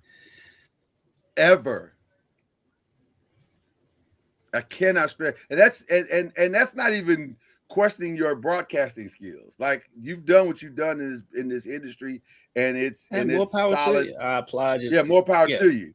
But President of the United States, absolutely not. Absolutely not. Under no circumstance will I be voting for you for president. Just want to make that clear. Okay. That's so weird to me. I just don't get that. I don't get it, but it's I don't get it. It's weird. Yeah, the whole thing with the Jets, though. Yeah, I think he kind of stepped in it because not realizing how his words affect people when he says them, and then he tried to backtrack. You know what I mean? After which we called him out. Who was that? They called him out. It was Joy Reid. Oh no, Garrett Wilson. Yeah, that was Garrett weird Wilson. Too. That was Garrett weird Wilson too. called him out, and Stephen A. kind of backtracked after Garrett Wilson called him out, and so I don't know. It's sometimes it's best not to say anything. Well, like why? Because if you're Stephen A., why are you commenting on the Jets? It's the Jets. The number one guy at the company is Mike Greenberg, and he doesn't comment on the Jets anymore. Like he doesn't say anything. He's like, they're not worth my time. He literally said that on the air. Yeah, and he's the biggest Jets fan. And he literally said on the air, they're not worth talking about. I'm not going to waste my time on that. That's not worth it. So I just get it. I get it, but I don't get it. I get it, but I don't get it. Like I get what you're doing. And you're saying all news is good news, I guess, but it's not true. It's not. Picking a fight with Jasmine Crockett, why? With Joy Reid, why? What is the purpose of that? I don't get it. I don't get also on a whole other tangent, I'm so tired of seeing our people fighting with each other publicly. Well, that was where I was going. I'm tired I of don't seeing like. it. Yeah, I'm I tired don't of 50 like with his us. stuff. Yeah, I'm tired of Stephen A. and his stuff. These rappers going back and forth on stupid stuff. It's like, man, look. At the end of the My day, you make family all taught of us me. look bad. My family taught me, to your point, Kendrick, is that that's our business. Mm-hmm. It feels like y'all airing our business out in public. Right. And especially when in Stephen A's situation where you've got people where y'all can reach out and get each other's phone numbers in and have a conversation. Come on, man. This is easy work. Get on the phone. Go to dinner. Figure it out. Right. But stop all this. This is not doing anybody any favors. You making us all, y'all make, and I'm talking to Jasmine too. Y'all making us all, and Joy, get on the phone and figure it out. And I'm defending Joy. Let me say this too, 1,000% wrong for attacking Joy and attacking Jasmine and any other black woman publicly that feels attacked. I stand with you, but also get that man on the phone and tell him that. Yeah. We don't need this. We don't need to do any of this publicly. It's not helping anybody. It just feels like the typical internet fight. We don't need it. So I just want to say that attention. And it's just like, man, I don't know. Not all attention's good attention. And like, man, like, let's say, hop on the phone and ask this. It's like when Marcellus Wiley kept going back and forth with Ryan Clark. I'm like, you all traveled in the same circles. Both of you worked at ESPN at one point. Get on the phone and talk to each other. Quit talking, having this conversation on the internet. Well, even the Draymond, Kendrick, not Kendrick. Who am I talking about? Yeah, no, on the Gilbert Arenas podcast. Yeah. Stop. I don't like any of that. I personally think that I get it. Maybe it gets numbers, but it just seems stupid. Like, what are we arguing about? Kenya Martin, that's who it was. Well, he's not half the player. He could never play in my era. Right, because he wasn't born. That's the number one reason why he can't play in your era, because he wasn't alive. Or if he was alive, he was like 5 or 10 or whatever he was. Yeah, I'm so tired of this era. What are we really arguing about? I'm so tired of this era conversation. And I saw idiot post the other day. It was a video of LeBron dunking and talking about, I've never seen MJ get up this high. I'm like, okay, LeBron's 3 inches taller than Michael Jordan. Some stuff's just common sense. Some stuff is just common sense. It's this isn't rocket science. We're not. I don't know. But we're asking the internet to change, and so it's weird that it's not, and it is what it is. It's just like at some point we gotta. I mean, like I said, we gotta quit fighting in public. That stuff. That's family business. Speaking of the internet fighting, and anger ensuing, did you see the Drewski video?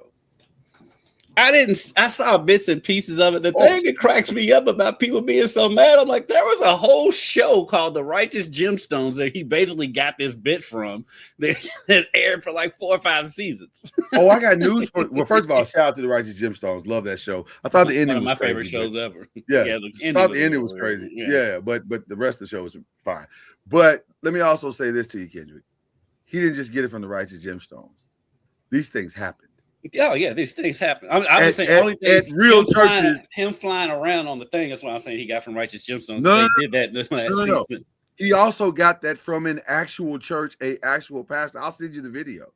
It happened. These things are happening. Everything he got from that video, he got from actual churches that have done this. This is not this. He didn't make up anything. So, and for those who are saying, "Oh, he's mocking God," no, he's not. He's mocking hypocrisy. And he's not wrong. So you can get mad all you want to, but he's not wrong. He's not wrong. There are churches that are doing this. There's plenty of them. You see them all the time. Yeah. And like I said, what he did to me, it's I thought it just was hilarious. comedy, and then I mean, it's just comedy, and it's been done, and like I said, all this outrage didn't happen over the Righteous Gemstones. I mean, like they had 4 or 5 great seasons. Oh yeah. And it's funny. I'm sorry, but I know people are offended, but I thought it was hilarious. And shout out to Drewski for first of all, where did he get that budget? The budget for that is crazy work. Like he's getting all that money from T-Mobile right now. And so listen, shout out to Drewski. I mean, what he does isn't exactly for me. It's not my thing, but shout out to him because he is blowing up. He is monetizing what he's doing, and he's doing a great job, with his career. And I applaud him too for doing this because that's what comedy is. It's hitting you in the face with reality. That's what comedy is. A little bit of satire, a little bit of it's okay. And that's what it is. And I became a bigger fan of him because of it. Because comedy hits you in the face.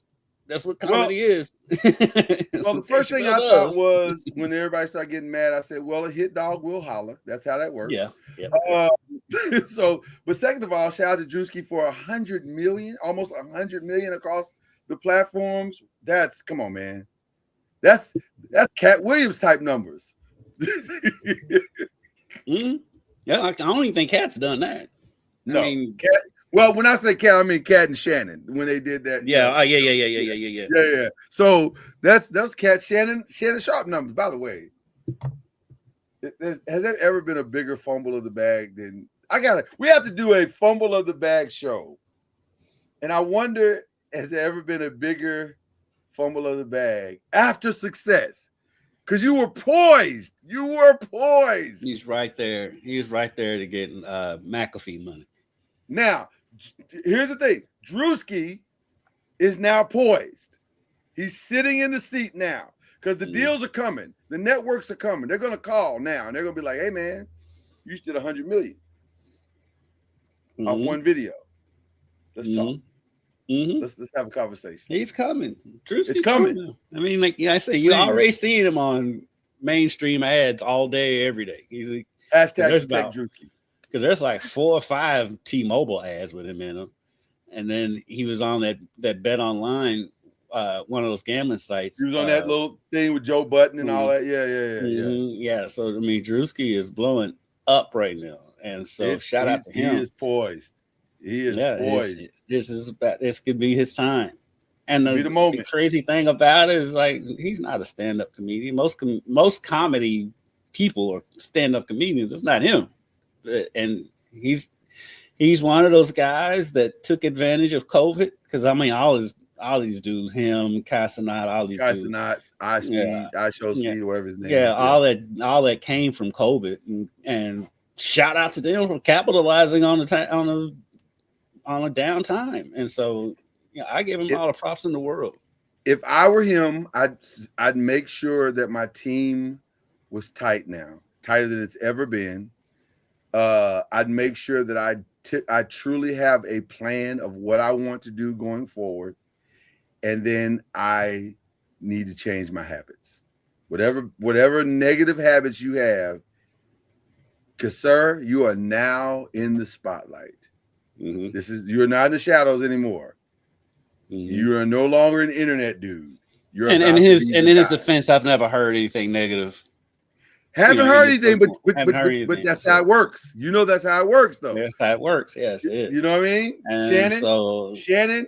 I didn't know Shannon was out here tricking. Like, who knew that Shannon was out here tricking? Shannon did. Shannon told on himself. I mean, there wasn't no TMZ digging into Shannon. Shannon put everything on Front Street. I agree, but that's my point. If your stuff ain't tight, it's going to get bad really fast. That's usually how it works. It gets bad really fast. And I feel like out of all of the streamers that blew up over this time, I do think he's been the more responsible, because you hear stupid stuff coming out from Casanat all the time. But you don't really hear much about Drewski outside of just what he does. And Drewski, let's say he's not afraid to step into controversial land, the whole whiteface thing he did.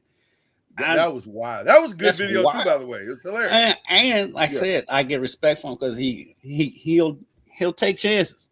He'll take some chances. And some of it's funny, some of it I'm like, it's not that funny, but some of it is funny. Like when he was doing the Alabama stuff, not the white face one, but just initially when he first started doing the Alabama stuff, that stuff was funny. Yeah. And so shout out to him for, I feel like he's the one that's gonna cross over all the way. He has the appeal. Career. I agree. He has the appeal. He seems to have the mind of what to do with a skit. I think it probably needs stronger comedy writers to help him expand it a little bit more or balance it better. Because he's the one that shows talent. Like mostly, like, and I don't want to keep picking on Consonant, but his whole thing is just sitting in the basement watching stuff. Yeah, I don't know what Consonant is. Yeah. But Drewski is like I don't know what he is other than he's a short dude that can run. Like I get it. That's super athletic, and I'm like, he's really athletic. He's a freak athlete, and I'm like, then okay, then why are we not doing this? Right. It seems like you should be playing because he's got professional athlete athleticism. The guy's a freak. Like, yeah. But I mean, if you think about it, though, he's getting a ton of money doing what he's doing, and he's not getting injured. So there's that part. I mean, but Drewski though is putting together these skits that are funny and have budgets behind them. That's talent. That's like other. This one has a massive budget. As much of a talent as I Show Speed is athletically, that's what Drewski's comedy talent is like he knows how to put these things together. It's like he needs some he could probably use some help with some comedy writers, whatever. But for somebody that just came out of nowhere and is doing it all on his own, phenomenal. Shout out to that brother. Phenomenal. Mm-hmm. Super impressed. Okay.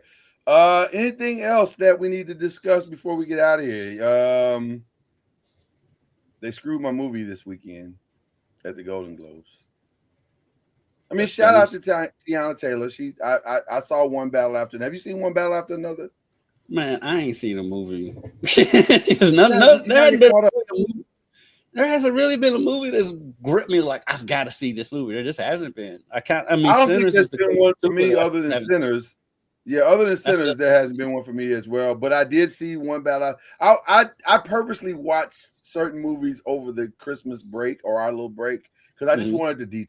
I really did. Mm-hmm. But I watched One Battle After Another. It's a great movie. She's phenomenal in it. Shout out to her too, because her glow up has been amazing too. What a year, right? It's been amazing to watch her grow. It's like she kind of got out from under that marriage, and no disrespect to Mount Shumpert. I mean, I don't know that guy, but the way she's blown up after that, her career has been amazing. Yeah. In a short period of time too, because it's only been a couple of years. It didn't take long. She's everywhere. It hasn't taken long. She's mega because she was basically known as just basically a dancer, and like she has a dancer who could sing is what she kind of was known for. And the thing is, what she's blowing up for is for neither one of those. Yeah. Although she did get the Grammy nod this year for the thing that she did this year. Now I'm curious to know because she showed up the Globes with no Aaron Pierre. And the rumors is that's over. I don't know. I don't follow that stuff. That's your realm. The rumor is that's over. That was interesting that came and went as fast as it did. But it was interesting. I was like, okay, But listen, I'm proud of her. I'm a fan of hers. I think she's very, very talented, and I think she hasn't even scratched the surface yet as an actress. I think there's a lot more. Yeah, there's a lot more meat on that bone, and I think she's headed in the right direction. Now, I can see her not winning the Oscar this year because of that because the Oscars is very much earn it, like, over time kind of thing, which is why. It's rare you see anybody come out of the box and get an Oscar that fast. It's rare. The last time I saw that happen was with Kathy Bates, and that's years. We're talking 30, 40 years ago. And even then, she'd been around. Yeah, she's been around. She's more theater. She just hit the right movie at the right time in the right circumstance. Shout out to Kathy Bates, her versatility too. She's amazing. Oh God, I love Kathy Bates. I'm a massive Kathy Bates fan as well. I watched the new Matlock. I love that show. Mm. Brilliant show. So yeah. So this is an interesting time right now. Award season is always interesting. The Lakers are headed toward their Grammy trip. I think they're going to be out for like 10 games, which is insane. Like, that's crazy. But they finally broke that 3-game losing streak, which was weird because there was three teams that they should be beating. That they should be, yeah. But that's what happens when you have an older guy in a key role. Like, he's 40, so he can't be doing back-to-backs. And he did his first back-to-back this week in that last game. His first back-to-back. Well, it was the Hawks. I think that's why he did it. Right. That's the same. Hey, work hard, work smarter, not harder. Work smarter, not harder. That's exactly right.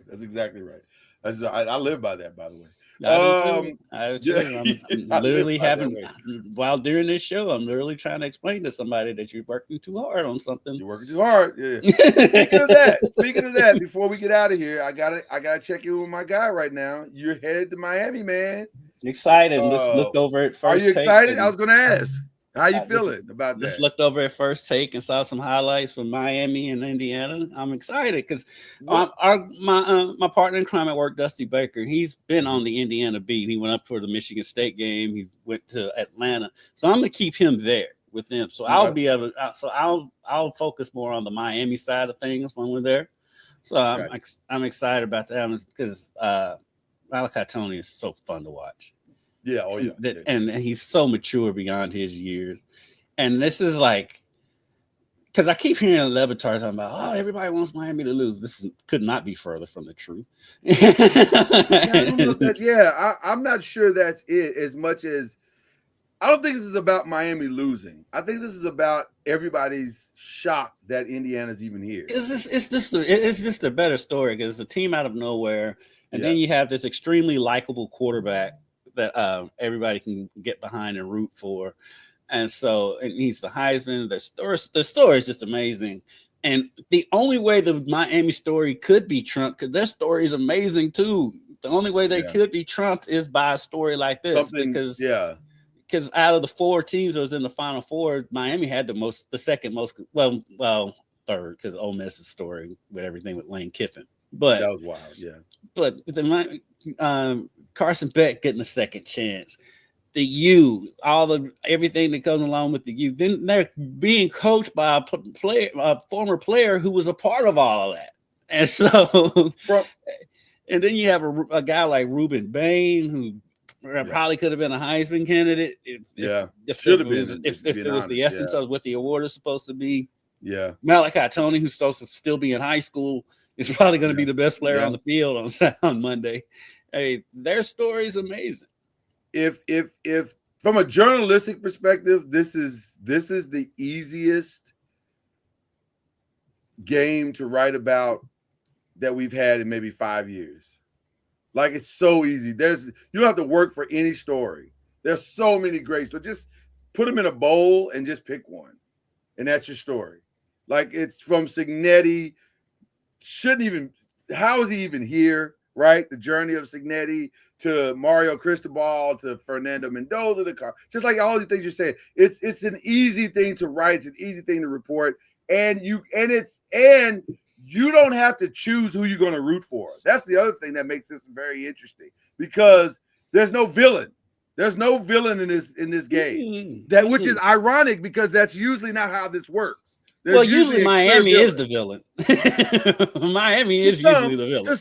To some. Yeah. I'd agree with that. They're not. They're not. But they're not though. Right. They're not. But even though their fans still have that complex and PTSD of being the villain, like y'all really aren't the villain. There's not a villain in this game. And then then a shout out to our Cuban brothers and sisters because you got a Cuban quarterback and Mendoza, the Cuban head coach from Miami, and how many Cubans are in Miami. Cuba, it's very DEI, isn't it? It's very DEI. It's counterculture, this game. Yeah, and so it's going to have a very Latin feel in that stadium, I've got a feeling. Good Super Bowl preview. We're gonna see. It's gonna be interesting to see. So I'm excited to get down there. Plus, I haven't been to. I keep saying I haven't been to Miami since the Orange Bowl when Louisville played Wake Forest, but I actually did go through there last summer because we went down to the Keys on vacation, so we've had to fly in through Miami, so I'm familiar with how bad that airport is. And so, I've been to Miami Airport one time, and that was enough. It's hard to believe that this is the airport in a city like Miami. Right, it's so confusing. You're like, I don't know what's happening. You're just looking around going, I don't know what's happening here. The Denver airport and BWI in Baltimore to me the BWI is still the worst, but they really? give I've never been to that one. That's one they do not care if you make your flight. They're gonna move at their speed. Not really interested in that. Yeah, you know how to say God moves on his time. Yeah, he moves on his time. So does BWI airport. So they're very godly. They're very godly. What you're in this statement. But yeah, so I'm excited for you, man. I'm excited to see Charlie this weekend. So shout out to Charlie. It's gonna be a lot of fun seeing him. Like I said, the wife is really excited. So I'm, believe it or not, they've never met. The two of them have never met. So this will be fun for them to meet for the very first time. But yeah, this good weekend for both of us. We're gonna have a good time, both of us. Yeah. So do we have any other shout outs besides that? This is time for the shout outs. Who are we shouting out? I know Cards fans will get mad at me, but shout out to Malachi Moreno for Kentucky last night. He's a Kentucky boy, and so for him to hit that game-winning buzzer beater at LSU, my goodness, great comeback for Kentucky, down 18 in that game. They got to figure out how to quit getting down by double digits every game. Got to figure that out, yeah. But for Malachi, this is a kid. He's 7 foot, so when he was being projected as a McDonald's All-American, all that stuff. It's hard to tell in high school with 7-footers because they're not playing other 7-footers. And so is he that good or not? He's been a lot better than I thought he would be at the college level. I mean, he could go to the draft after this season, to be honest with you. But he's such a good kid and that's such a nice kid. And I remember I interviewed him the summer before he committed to Kentucky. And I was like, who's all on your list? And he's like, Kentucky, Louisville, I want to say Indiana. And then he said, and somebody else, I can't think of who it is. And I was like, well, I guess you can cross them off your list. Right. Once you can't think of who it is, that's okay. But he was going to Kentucky the whole time anyway. He grew up a big Kentucky fan. He grew up right outside Lexington. But he's a great kid, and to see him make that shot, he played well. He played great that whole game. It wasn't just that shot, and especially when they broke down the play and he wasn't even supposed to get the ball. It was a bad pass. And it ended up right to him. Like, how's a pass that bad? Or it ends up right in your 7-footers. But anyway, he made the shot. And like I said, he's one of the kids you can easily root for. So shout out to Malachi Moreno. And shout out to Coach Pope for, evading Kentucky fans for 1 week, or at least for a day. Like at least today he gets to wake up and not have to hear how bad of a coach he is. So that Yeah, between him and Kelsey. Unlike other people, and I want to give a shout out of hang in there to Pat Kelsey. Like, it's gonna be okay. You're fine. Listen, I don't know too many teams that can win without their best player. That's just how it works. Right. I keep trying to explain this to people with both of them. Like, both Kelsey and Pope are victims of their own success in that first year. Yeah. And so I'm like, okay, Pope is going at this. Jaden Quains, this is their best player. They brought him back. Their best player. And they brought him back too early from that ACL, so now he's back out. Now, I can give Pope a little bit because the roster construction is not great. Jalen Lowe is your only point guard. Now he's out for the season. So It's going to be tough. Louisville, the offense is built around Michael Brown. If he's not playing and you've got other injuries on the team, then like Kenai Roots missed the last game with an illness. Ryan Conwell missed the Boston College game. Yeah. And Michael's out. So Yeah, you're going to struggle. That's not a knock on the coach. I don't care who the coach. You can have Red Auerbach in there. It's gonna be. You take would not matter. You take Bill Russell off those Red Auerbach teams and see where they are. I mean, that's just what it is. It's gonna be difficult. I once Michael went out, I said, okay, until he gets back, they're going to struggle. It's not going to be. It's going to be up and down and fluid. If they could, but it's not been that big of a struggle. It's not as bad as it's being reported. So, or it appears to be. Are they losing games that they should win? I don't know. Virginia's a solid team. So should they have won that game? I don't know. Maybe not. Virginia's a good team. That's because out of the teams that they lost to, I That's know Virginia and Duke. I'll have this caveat. I did not see 1 second of that Stanford. I didn't see one second of that Stanford game that they lost. So excluding that game, the Virginia game is the only game that of these games that they lost since Michael's been out, where I was like, yeah, Michael could have made a difference. They probably would have won that game. They weren't going to beat Duke if Michael was there. They weren't going to beat Tennessee if Michael was there. And he was there for Arkansas, and they got blown out in that game. So, yeah. because a lot of people are like, oh, he's not coming. I don't know the situation. I keep hearing different stuff. And people are saying, oh, he's not coming back and getting ready for the draft. And I'm like, he hadn't done enough to, I mean, granted, the NBA always drafts on potential. But I'm looking at draft boards. He's sliding down the draft board. So he needs to play. He needs film. There's nothing that I've heard. What he's done in Louisville, because before he got hurt, he hadn't played well in the last 3 games before he got hurt anyway. Right. There's nothing that I've heard that I would want to come to air with that I think is credible.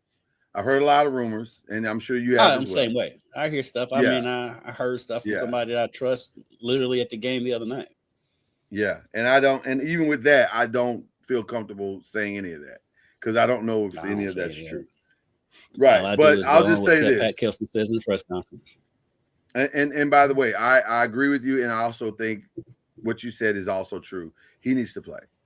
If any of the rumors are true, then he needs to take control of his own future. He needs to play because you're not where you think you are, and it's not as great as you think it is. It's not. It's not, because I could see him easily now slipping right into the second round. Easily. He won't slip that far because, like we said, they draft on potential. They draft on potential. He's not going to draft. I agree with you. I agree with you that they draft on potential. I mean, look at Kyrie. Well, but this is different though because of the injury, and is the ceiling is high? That's the thing. I don't know with him. We don't know. It could be. And because I use Kyrie as an example because so Kyrie got hurt. Did Kyrie even play in January? After January, I'm not sure he played another game after December. Right, and he still when he the number 1 pick or close to it. If he wasn't number 1, he was And so, don't get me wrong. Don't get me wrong. I'm not comparing Michael to Kyrie. Right. I'm just saying that we've seen guys with injuries still get drafted early. But right now, I think Mikal is as likely to go in the first 15 as he is to go in the top of the second round. Like I think that's his range. I don't think he's still a first round pick. I don't think he'll follow the second round because for one, you got potential and size, and he can shoot, and he can. And with the length he has, I think he's still going to be a first round pick. Now, you think so? Okay, all right. He's a lottery pick if he comes back and plays. But but the other part of that too, though, we've seen how the NBA does weird stuff. He could sit out the season, go and have a great combine, and he'll go back into he'll fall back into the lottery. I mean, that happens all the time. So I hope he plays again. I really hope he plays. Just from my brief encounters with him, just talking to him a few times that I have, I don't feel like he's the kid that does that just leaves his team out to dry. And if you see him over on the bench, he's engaged. He's applying the team. He's doing whatever he can on the bench. it is weird because sometimes he has the back brace on and sometimes he doesn't. And in the course of the game, not just from game to game, it's like in the first half he might have it on, the second half he may not, or vice versa. That part's weird, yeah. But he is engaged with his teammates, and like I said, when I've talked to him the few times I've talked to him, he's an extremely nice, respectful kid. Yeah, and does not seem like the type of kid that just leave his team out to dry. So, my only other leave it at that. Yeah, my only other shout out that I'd like to give is one that I have not heard given enough, and maybe it's because of the nature of his career and that his career is probably not over. It's just like a pause button, but I'd still want to give flowers and pause in this moment because I think it's necessary. And that's to Mike Tomlin. Yes. Class personified. Yes. And he can coach my team anytime he wants to. Oh my God. Because I'm gonna be honest with you. Once his name came up, I was like, I'm fine with either one. Either one of those would be phenomenal. Because that's class. Yeah, because because if he's with your team, he actually has an organization that has a quarterback, which he has not had. Which he has not had for quite some time. I do not rule out him going to Baltimore. I don't rule that out. I'm be honest. I love it. I don't rule it out. Love that. I've been saying for years I was surprised that the Steelers didn't draft Lamar because Mike Tomlin ran Lamar's pro day. And they still kept on with Ben Roethlisberger. I'll take it a step further. As aggressive as New York was to get John Harbaugh, I think Baltimore should be that aggressive to get Mike Tomlin. I think he is exactly what Lamar needs. And they already have a relationship. And they obviously already have a relationship. And they already have a relationship. He ran his pro day. Lamar needs someone that's going to believe in his Lamarness. Mm-hmm. And that's Mike Tomlin. And he's not going to box him in. What the rift was with Lamar and Harbaugh. Because as much as Lamar gets grief for his playoff record, and rightfully so to an extent, a lot of that was the Ravens would change their offense when they got in the playoffs. Right. Lamar hardly ran the ball. Right. No, the Falcons do need him. I don't want him there. I want him in. No, I don't want him there either. No, with all due respect to you, Pastor. No, I want him. I want him with Lamar. I really want him with Lamar. For the journalist in me who's always looking for the good storyline, Tomlin in Baltimore is the ultimate storyline. That's the storyline. That is the storyline. When you saw the owner's reaction when he heard that he was free, he was like, "Oh." That owner, by the way, he was like, that press conference was hilarious. That's fantastic. That's fantastic. It was gold, absolute gold. Okay, we got to get out of here. We do have to get out of here because he's leaving tomorrow, and you can't just be Yeah, I haven't packed one thing yet. Well, I wasn't going to say that publicly, but yes, I'm sure there's things that you need to do to get ready for this trip this weekend. But guys, it's going to be a phenomenal weekend. A phenomenal week. Divisional playoffs. You got the ramp up to the championship game on Monday. When we return, the ACC will either have a champion or a runner-up. No shame in either. Good. Right. Either way, it'll be good. Either way, it'll be good. But history will be made on Monday night. So I can't wait. It's going to be a lot of fun. I hope you guys will enjoy your weekend, enjoy each other. And also, despite the state of our country, Monday will be Martin Luther King Day. No matter how much certain people try to fight it. Right now, it's trying to be erased. It's Martin Luther King Day, and we're going to acknowledge it as so. So shout out to the great Martin Luther King. We are here because of some of his efforts and the things that he did for all of us. So there you go. All right. That's it. That's all we got. Go Rattlers. All right. We'll see you guys next week. Cue the whistle.